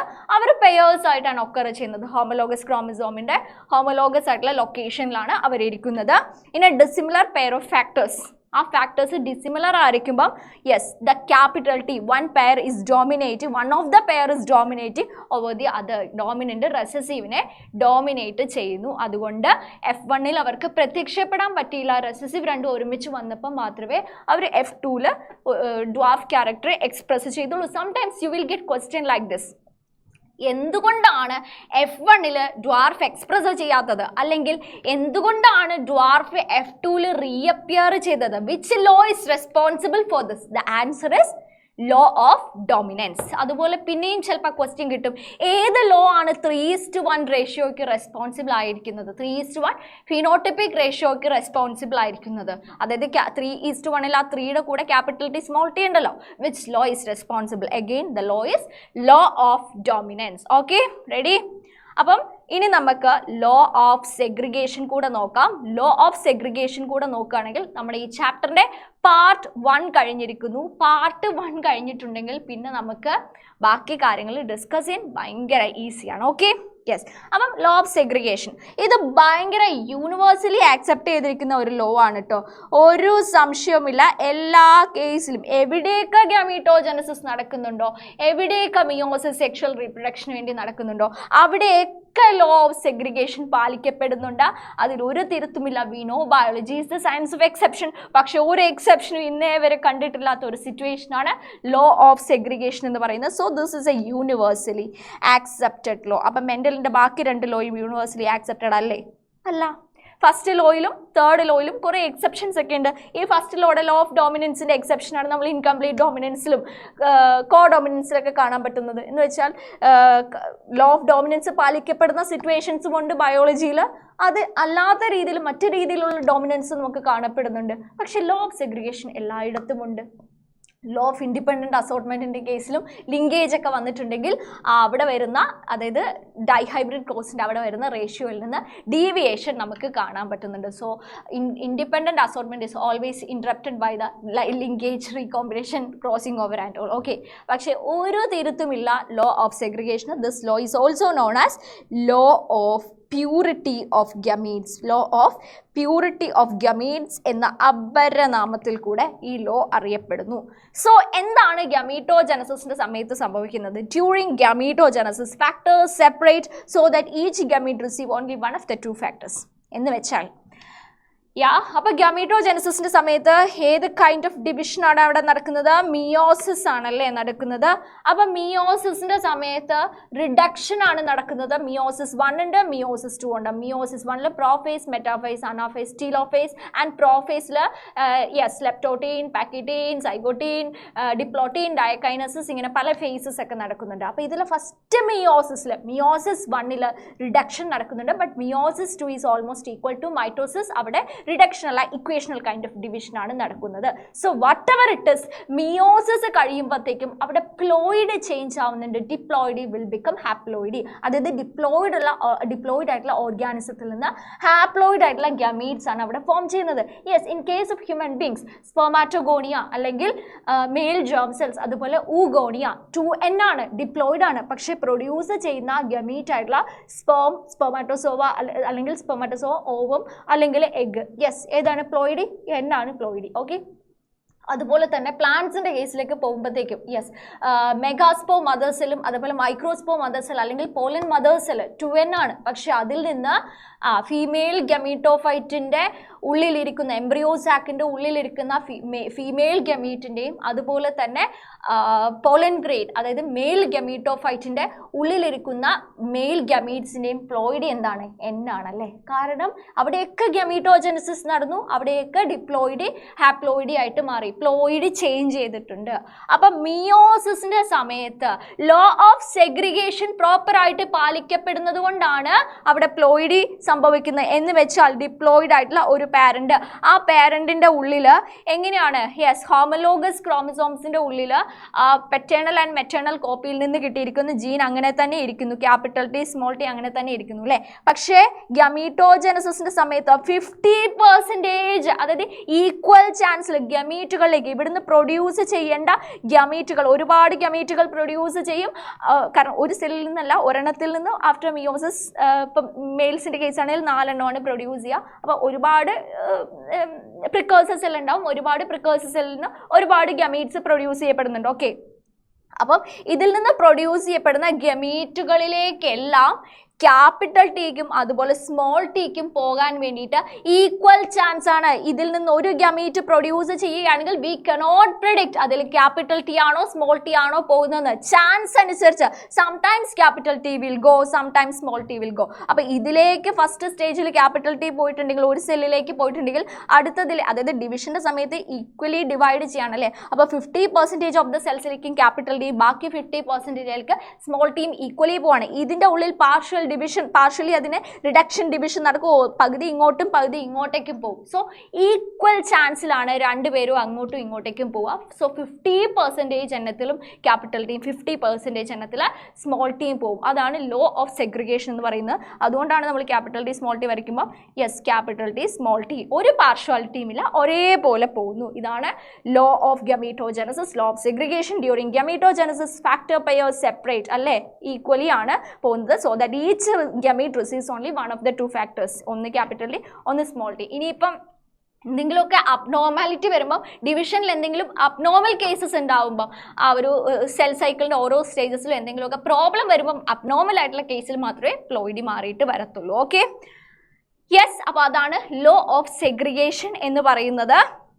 ഇനി അടുത്തത് നമുക്ക് നോൺ മെൻഡേലിയൻ ഇൻഹെറിറ്റൻസ് പാറ്റേൺ ആണ് നോക്കാനുള്ളത്. But I think before that നമ്മൾക്ക് ഏത് നോക്കാം? മെൻഡലിൻ്റെ ഡൈ ഹൈബ്രിഡ് ക്രോസ് നോക്കാം. ഇൻഹെറിറ്റൻസ് ഓഫ് 2 ജീൻസ് നോക്കിയിട്ടുണ്ടെങ്കിൽ പെട്ടെന്ന് നമുക്ക് ഈ ഒരു ടോപ്പിക്ക് വൈൻഡ് അപ്പ് ചെയ്യാൻ പറ്റും. യെസ്, അപ്പം നമുക്ക് ഈ ഒരു ചാപ്റ്ററിനെ കുറേ പാർട്ടുകളായിട്ട് പഠിക്കാം. ഫസ്റ്റ് പാർട്ടിൽ നമ്മൾ മെൻഡലിൻ്റെ ക്രോസ് വരെ പഠിക്കുന്നു, പിന്നെ നമ്മൾ ഡീവിയേഷൻസ് ഫ്രം മെൻഡൽ പഠിക്കുന്നു, അതിനുശേഷം നമ്മൾ ലിങ്കേജ് റീകോമ്പിനേഷൻ കാര്യങ്ങൾ പഠിക്കുന്നു, പിന്നെ നമ്മൾ സെക്സ് ഡിറ്റർമിനേഷൻ, പിന്നെ ഡിസോർഡേഴ്സ്. ആ രീതിയിൽ നമുക്കിത് പ്രോപ്പറായിട്ട് പഠിക്കാം. Okay, yes. അപ്പം ഇൻഹെറിറ്റൻസ് ഓഫ് 2 ജീൻസ് അല്ലേ, ഇവിടെ നമുക്ക് സിമ്പിൾ ആയിട്ട് പറയാം. ഇപ്പം നമുക്ക് അതിൻ്റെ ബേസിക് കാര്യങ്ങളൊക്കെ മനസ്സിലായി. മെൻഡൽ ഇവിടെ എത്ര ക്യാരക്ടേഴ്സിനെ സെലക്ട് ചെയ്തു? മെൻഡൽ ഇവിടെ 2 ക്യാരക്ടേഴ്സിനെയാണ് അറ്റ് എ ടൈം സെലക്ട് ചെയ്തത്. കാരണം ഇത് ഏത് കൈൻഡ് ഓഫ് ക്രോസ് ആണ്? ഡൈ ഹൈബ്രിഡ് ക്രോസ് ആണ്. ഇവിടെ മെൻഡൽ എടുത്തിരിക്കുന്ന ക്യാരക്ടേഴ്സ് എന്ന് പറയുന്നത് സീഡ് ഷേപ്പ് അതുപോലെ സീഡ് കളറാണ് മെൻഡൽ ഇവിടെ എടുത്തിരിക്കുന്നത്. സീഡ് കളറാണ് ഇവിടെ എടുത്തിരിക്കുന്നത്. അപ്പം ഡോമിനൻ്റ് എന്ന് കൺസിഡർ ചെയ്ത് ഇവിടെ എടുത്തിരിക്കുന്ന ക്യാരക്ടർ എന്ന് പറയുന്നത് റൗണ്ടും യെല്ലോയുമാണ്. Okay, round shape and yellow colour of the seed. അപ്പോൾ അത് ഡോമിനൻ്റ് ആയതുകൊണ്ട് നമ്മൾ capital R capital R capital Y എന്ന് എക്സ്പ്രസ് ചെയ്യുന്നു. റെസസീവ് ആയിട്ട് എടുത്തിരിക്കുന്നത് സ്മോൾ ആർ സ്മോൾ വൈ അതായത് റിങ്കിൾഡ് ഗ്രീൻ. ഓക്കെ, ഇവിടെ പ്രോപ്പറായിട്ട് റെപ്രസെൻറ്റ് ചെയ്തിട്ടുണ്ട്, ഇവിടെ പ്രോപ്പറായിട്ട് റെപ്രസെൻറ്റ് ചെയ്തിട്ടുണ്ട്. അപ്പോൾ ഇത് P1 ആണ്, ഇത് P1 ആണ്. P1-ൽ നിന്ന് F1 പ്രൊഡ്യൂസ് ചെയ്യണം. അതിനു മുൻപ് അവിടെ എന്ത് സംഭവിക്കണം? ഗമീറ്റ്സുകൾ ഫോം ചെയ്യണം. അപ്പോൾ ഇവിടെ ഗമീറ്റുകൾ ഫോം ചെയ്യുമ്പോൾ ക്യാപിറ്റൽ ആർ ക്യാപിറ്റൽ വൈ ഉള്ള ഗമീറ്റ്, അതുപോലെ സ്മോൾ ആർ സ്മോൾ വൈ ഉള്ള ഗമീറ്റ്. ഇനി ഇവിടെ ക്രോസ് പോളിനേഷൻ നടക്കുമ്പം capital R capital Y small Y ഉള്ള ഒരു പ്രോജനി പ്രൊഡ്യൂസ് ചെയ്തു. ദാറ്റ് ഇസ് F1 ഇവിടെ പ്രൊഡ്യൂസ് ചെയ്തു. ഇനി ഇവിടെ F2-നെ പ്രൊഡ്യൂസ് ചെയ്യണം. അതിനുവേണ്ടി നമ്മൾ സെൽഫ് പോളിനേഷൻ ആണ് ചെയ്യേണ്ടത്. അപ്പോൾ എഗെയിൻ ഈ രണ്ട് പേരൻസിൽ നിന്നും ഗമീറ്റ്സ് പ്രൊഡ്യൂസ് ചെയ്യണം. അപ്പോൾ ഇവിടെ പ്രൊഡ്യൂസ് ചെയ്യപ്പെടുന്ന gamete capital R capital Y small R capital Y, അതുപോലെ ക്യാപിറ്റൽ ആർ സ്മോൾ വൈ, അതുപോലെ small R small Y. Yes, ഗമീറ്റുകളെ നമ്മൾ വട്ടത്തിലാക്കണം. അതുപോലെ ഇതിൽ നിന്നും capital R capital Y capital R small Y small R capital Y small R small Y, ഇത്രയും ഗമീറ്റുകളെ കിട്ടൂ അല്ലേ. ഇനി അതിനെ നമ്മൾ എന്ത് ചെയ്യണം? യെസ്, നമ്മൾ അതിനെ വീണ്ടും അതിനെ വീണ്ടും ഫെർട്ടിലൈസ് ചെയ്യിപ്പിക്കണം. അപ്പോൾ ഇവർക്ക് പല കോമ്പിനേഷനിൽ ഫെർട്ടിലൈസ് ചെയ്യാം. ഇതിന് ഇതുമായിട്ടോ പോളിനേറ്റ് ചെയ്യാം. ഇതിനും അതേപോലെ എല്ലാവരുമായിട്ടും ഫെർട്ടിലൈസ് ചെയ്യാനുള്ള ചാൻസ് ഉണ്ട്. ഇതിനും എല്ലാവരുമായിട്ടും ഫെർട്ടിലൈസ് ചെയ്യാനുള്ള ചാൻസ് ഉണ്ട്. എല്ലാവർക്കും ഈക്വൽ ചാൻസ് ആണ്. സോ ഏത് കോമ്പിനേഷനിൽ വേണമെങ്കിലും വരാം. വൃത്തിക്ക് നമ്മൾ പ്യൂനറ്റ് സ്ക്വയറിൽ അത് എക്സ്പ്രസ് ചെയ്തിരിക്കുന്നു. പ്യൂനറ്റ് സ്ക്വയറിൽ എക്സ്പ്രസ് ചെയ്ത് കഴിഞ്ഞപ്പം അവിടെ കിട്ടിയ ഫീനോട്ടിപ്പിക് റേഷ്യോ എത്രയാണ്? ഫീനോട്ടിപ്പിക് റേഷ്യോ, അതായത് എത്ര കൈൻഡ് ഓഫ് ഫീനോടൈപ്പ് അവിടെ പ്രൊഡ്യൂസ് ചെയ്തു? യെസ്, അപ്പം ഇവിടെ F1-ൽ ഉണ്ടായ ഫീനോടൈപ്പ് ഏതാണ്? Parents round yellow wrinkled green. പക്ഷേ F1-ൽ ഉണ്ടായ ഫീനോടൈപ്പ് ഏതാ? ഓൾവേർ റൗണ്ട് യെല്ലോ. എല്ലാം റൗണ്ട് യെല്ലോ ആണ്. കാരണം എന്താ? Law of dominance. ക്യാപിറ്റൽ ആറും ഇതിൽ ഒരു സ്മോൾ ആറും, രണ്ട് ജീനുകൾ നമ്മൾ കൺസിഡർ ചെയ്യുന്നുണ്ട്. അപ്പം ക്യാപിറ്റൽ ആറും സ്മോൾ ആറും ആണ് സീഡ് ഷേപ്പിൽ വന്നത്. So as A result round express ചെയ്തു. ഇനി ക്യാപിറ്റൽ വൈയും സ്മോൾ വൈയും, അതായത് ഗ്രീനിൻ്റെ ജീനും യെല്ലോയുടെ ജീനും വന്നു. പക്ഷേ capital Y is dominant over small Y, അതുകൊണ്ട് അവിടെ യെല്ലോ എക്സ്പ്രസ് ചെയ്തു. സോ F1 എന്ന് പറയുന്നത് റൗണ്ട് യെല്ലോ ആണ്. റൗണ്ട് യെല്ലോനെ സെൽഫ് ഫെർട്ടിലൈസ് ചെയ്തപ്പം അവിടെ എന്ത് കിട്ടി? ഗ്രീൻ കളറും വന്നു, അതുപോലെ റിങ്കിൾഡും വന്നു. അപ്പോൾ പേരൻ്റ് ടൈപ്പ് എന്തായിരുന്നു? Round yellow wrinkled green. പക്ഷേ ഈ കോമ്പിനേഷനിൽ എന്ത് കിട്ടി? നമുക്ക് റിങ്കിൾഡ് യെല്ലോയും കിട്ടി, അതുപോലെ റൗണ്ട് ഗ്രീനും നമുക്ക് കിട്ടി. എന്ന് വെച്ചാൽ ഈ മൂന്നെണ്ണം പാരന്റിൽ ഇല്ലാത്ത കൈൻഡ് ഓഫ് പ്രോജനീസിനെയും നമുക്കിവിടെ കിട്ടി. സോ ഇതൊക്കെയാണ് നമ്മുടെ പേരന്റൽ കൈൻഡ് എന്ന് പറയുന്നത്. ഇതും പേരന്റൽ കൈൻഡ്. പക്ഷേ ബാക്കി ഈ മൂന്നെണ്ണം 1, 2, 3 ഇത്രയും ആൾക്കാർ നോൺ പേരന്റലാണ്. സോ പേരന്റലായിട്ടും നോൺ പേരന്റലായിട്ടും കുറച്ച് റീകോമ്പിനൻസിനെയും കൂടെ നമുക്കിവിടെ കിട്ടി. ഇതിൻ്റെ എല്ലാം കാരണം എന്താണ്? ഇതിൻ്റെ എല്ലാം കാരണം ലോ ഓഫ് ഡോമിനൻസ് ആണ്. എന്ന് വെച്ചാൽ അതായത് ക്യാപിറ്റൽ ടി സ്മോൾ ടിയുടെ മുകളിൽ ഡോമിനേറ്റ് ചെയ്ത പോലെ ക്യാപിറ്റൽ ആർ സ്മോൾ ആറിൻ്റെ മുകളിലും ഡോമിനേറ്റ് ചെയ്തു, ക്യാപിറ്റൽ വൈ സ്മോൾ വൈയുടെ മുകളിലും ഡോമിനേറ്റ് ചെയ്തു. സോ ഹെട്രോസൈഗസ് കോമ്പിനേഷനിൽ എവിടെയൊക്കെ ജീനുകൾ പോസിബിൾ ആണോ അവിടെയൊക്കെ ഡോമിനൻ്റ് ജീൻ റെസസീവ് ജീനിനെ എന്ത് ചെയ്തിട്ടുണ്ട്? ഡോമിനേറ്റ് ചെയ്തിട്ടുണ്ട്. ഓക്കെ, അതുകൊണ്ട് തന്നെ ഇവിടെ കിട്ടിയിരിക്കുന്ന റേഷ്യോ എന്ന് പറയുന്നത് 9:3:3:1 ആണ്. ഇതിൽ 9 എന്ന് പറയുന്നത് ഒരു കൈൻഡ് ഓഫ് പാരന്റൽ കോമ്പിനേഷൻ, 1 എന്ന് പറയുന്നത് another kind of parental combination. അതായത് റൗണ്ട് യെല്ലോ ആണ് ഇവിടെ 9 റെപ്രസെൻറ്റ് ചെയ്യുന്നത്, റിങ്കിൾഡ് ഗ്രീൻ ആണ് 1 റെപ്രസെൻറ്റ് ചെയ്തിരിക്കുന്നത്. ഈ 2 3യും റെപ്രസെൻറ്റ് ചെയ്തിരിക്കുന്നത് റീകോമ്പിനൻ്റ് ടൈപ്പാണ്. അതായത് റിങ്കിൾഡ് യെല്ലോയും അതുപോലെ റൗണ്ട് ഗ്രീനുമാണ് ഈ ഒരു 3നെ റെപ്രസെൻറ്റ് ചെയ്തിരിക്കുന്നത്. So this is the phenotypic ratio. ഇനി ഇവരുടെ ജീനോട്ടിപ്പിക് റേഷ്യോയിലേക്ക് നമ്മൾ പോകുമ്പോഴത്തേക്കും ദി ജീനോട്ടിപ്പിക് റേഷ്യോ എന്ന് പറയുന്നത് 1:2:1:2:4:2:1:2:1 ആണ്. ഓക്കെ, കാരണം നമ്മൾ ജീനോടൈപ്പ് എടുത്ത് നോക്കുകയാണെങ്കിൽ നമുക്ക് പ്രോപ്പറായിട്ട് കൗണ്ട് ചെയ്യാൻ പറ്റും. ഇത് ഒരെണ്ണേ ഉള്ളൂ. ക്യാപിറ്റൽ ആർ ക്യാപിറ്റൽ വൈ ഒരെണ്ണേ ഉള്ളൂ. സ്മോൾ ആർ സ്മോൾ വൈ ഒരെണ്ണേ ഉള്ളൂ. അങ്ങനെ നമ്മൾ മൊത്തത്തിൽ നോക്കുകയാണെങ്കിൽ ഇതാണ് നമുക്ക് ജീനോട്ടിപ്പിക് റേഷ്യോ വരുന്നത്. ഓക്കെ, സോ ഇത് ഡൈഹൈബ്രിഡ് ക്രോസ് ആണ്. ഇവിടെ 2 ക്യാരക്ടേഴ്സിനെ എടുത്ത് പഠിച്ചിട്ടുണ്ട്. അപ്പോൾ ഇവിടെ നിങ്ങൾക്ക് ഗമീറ്റ് ഫോർമേഷനിൽ എന്തെങ്കിലും കൺഫ്യൂഷൻ ഉണ്ടോ? ഗമീറ്റ് ഫോർമേഷനിൽ എന്തെങ്കിലും കൺഫ്യൂഷൻ ഉണ്ടെങ്കിൽ, അതായത് capital R capital Y small Y, ഇതിൽ നിന്ന് ഗമീറ്റുകൾ 4 തരത്തിൽ ഫോം ചെയ്തിട്ടുണ്ട്. ഇതിൽ നിങ്ങൾക്ക് എന്തെങ്കിലും കൺഫ്യൂഷൻ ഉണ്ടെങ്കിൽ നിങ്ങൾക്ക് ലോ ഓഫ് ഇൻഡിപെൻഡൻറ്റ് അസോർട്ട്മെൻറ്റ് കൃത്യമായിട്ട് മനസ്സിലാവത്തില്ല. എന്താണ് ലോ ഓഫ് ഇൻഡിപെൻഡൻറ്റ് അസോർട്ട്മെൻറ്റ് പറയുന്നത്? ലോ ഓഫ് ഇൻഡിപെൻഡൻറ്റ് അസോർട്ട്മെൻറ്റ് പറയുന്നു The law states that when two pairs of traits are combined in a hybrid, segregation of one pair of characters is independent of the another pair of character. എന്ന് വെച്ചാൽ ഞാൻ ഇപ്പൊ പറഞ്ഞ capital ആറിനെയും small ആറിനെയും capital വൈനെയും small വൈനെയും ഒരു ക്രോമസോമിന്റെ മുകളിൽ ഒന്ന് represent ചെയ്യാൻ പോവുകയാണ്. ഓക്കെ, അപ്പം ഇത് സീഡ് കളറിനെ റെപ്രസെൻറ്റ് ചെയ്യുന്ന ക്രോമസോം ആണെന്ന് വിചാരിച്ചോളുക. ഇത് സീഡ് ഷേപ്പിനെ റെപ്രസെൻറ്റ് ചെയ്യുന്ന ക്രോമസോം ആണ് എന്ന് വിചാരിക്കുക. ഓക്കെ, ആൻഡ് ഇതിൻ്റെ ഹോമലോഗസ് ക്രോമസോമിൻ്റെ ഹോമലോഗസ് ലോക്കസിൽ തന്നെ ഞാൻ ഇവരെ കൺട്രോൾ ചെയ്യുന്ന ജീനിനെ എഴുതുകയാണ്. Okay, let me take another colour. Yes, ഇത് ക്യാപിറ്റൽ ആർ ആണെന്ന് വിചാരിക്കുക, ഇത് സ്മോൾ ആർ ആണെന്ന് വിചാരിക്കുക. ഇതെന്താണ്? ഇത് ക്യാപിറ്റൽ വൈ ആണ്, ഇത് സ്മോൾ വൈ ആണ്. ഓക്കെ ആണല്ലോ. അപ്പം മെൻഡൽ സെലക്ട് ചെയ്ത രണ്ട് ക്യാരക്ടേഴ്സ്, ഡൈഹൈബ്രിഡ് ക്രോസിൽ രണ്ട് ക്യാരക്ടേഴ്സ് സെലക്ട് ചെയ്തു. ഞാൻ പറഞ്ഞു Mendel at a time select ചെയ്ത ക്യാരക്ടേഴ്സ് എല്ലാം മെൻഡലിൻ്റെ ഭാഗ്യത്തിന് രണ്ട് ഡിഫറെൻറ്റ് ക്രോമസോംസിലായിരുന്നു. ഒരു ഡിഫറെൻറ്റ് ക്രോമസോമിലാണെങ്കിൽ അവിടെ ഇൻഡിപെൻഡൻറ്റ് അസോർട്ട്മെൻറ്റ് നടക്കത്തില്ലായിരുന്നു. എന്ത് വന്നേനെ? ഈ രണ്ട് ജീനുകളും സെയിം ക്രോമസോമിലാണ് ഇരിക്കുന്നതെങ്കിൽ നമ്മൾ അവിടെ ലിങ്കേജിനെയും കൂടെ കൺസിഡർ ചെയ്യണമായിരുന്നു. സോ മെൻഡലിൻ്റെ ഭാഗ്യത്തിന് രണ്ട് ക്യാരക്ടേഴ്സും രണ്ട് ക്രോമസോമിലായിരുന്നു. ഓക്കെ, അപ്പം ഈ ഒരു ക്രോമസോമിൻ്റെ കേസിൽ സെഗ്രിഗേഷൻ നടക്കുമ്പോൾ ഇത് പ്രോപ്പറായിട്ട് സെഗ്രിഗേറ്റ് ചെയ്യത്തില്ലേ? ഒരു സംശയമില്ലല്ലോ. 50% ക്യാപിറ്റൽ ആറും 50% സ്മോൾ ആറും പോകും. സിമിലർ സിറ്റുവേഷൻ തന്നെ ഇതിൻ്റെ കേസിലും സംഭവിക്കും. ക്യാപിറ്റൽ വൈയും സ്മോൾ വൈയും തമ്മിൽ ഈക്വലി യൂണിവേഴ്സലി ആക്സെപ്റ്റഡ് ആയിട്ടുള്ള രീതിയിൽ തന്നെ ലോ ഓഫ് സെഗ്രിഗേഷൻ ഇവിടെയും പാലിക്കപ്പെടും. എന്ന് വെച്ചാൽ ഇനി ഇവിടെ കോമ്പിനേഷൻ സംഭവിക്കുമ്പം, ഗമീറ്റ് കമ്പൈൻ ചെയ്യുമ്പം, എന്ന് വെച്ചാൽ നമ്മളുടെ മെറ്റഫേസ് പ്ലേറ്റിൽ ഈ ക്രോമസോമുകൾ അലൈൻ ചെയ്യുമ്പം ഇങ്ങനെ തന്നെ അലൈൻ ചെയ്യണം എന്ന് ഒരു നിർബന്ധവും ഇല്ലല്ലോ. ഈ ക്രോമസോമിന് വേണേൽ ഈ പൊസിഷനിൽ വന്ന് നിന്നൂടെ, അല്ലെങ്കിൽ ഇതിന് ഈ പൊസിഷനിൽ വന്ന് നിന്നൂടെ. അപ്പം എങ്ങനെ വേണേലും അലൈൻ ചെയ്യപ്പെടാം. ഇങ്ങനെയാണ് അലൈൻ ചെയ്യപ്പെടുന്നതെങ്കിൽ ഇവിടെ നിന്ന് ഡിവിഷൻ നടക്കുമ്പം, അനാഫേസിൻ്റെ സമയത്ത് ഈ മെറ്റഫേസ് പ്ലേറ്റിൽ നിന്ന് ഡിവിഷൻ നടക്കുമ്പം ഈ ഭാഗത്തിലേക്ക് പോകുന്ന ഗമീറ്റുകളിൽ ക്യാപിറ്റൽ ആറും ക്യാപിറ്റൽ വൈയും വരും. അപ്പോൾ ആ ടൈപ്പ് ഓഫ് ഗമീറ്റിൻ്റെ കോമ്പിനേഷൻ പോസിബിൾ ആണ്.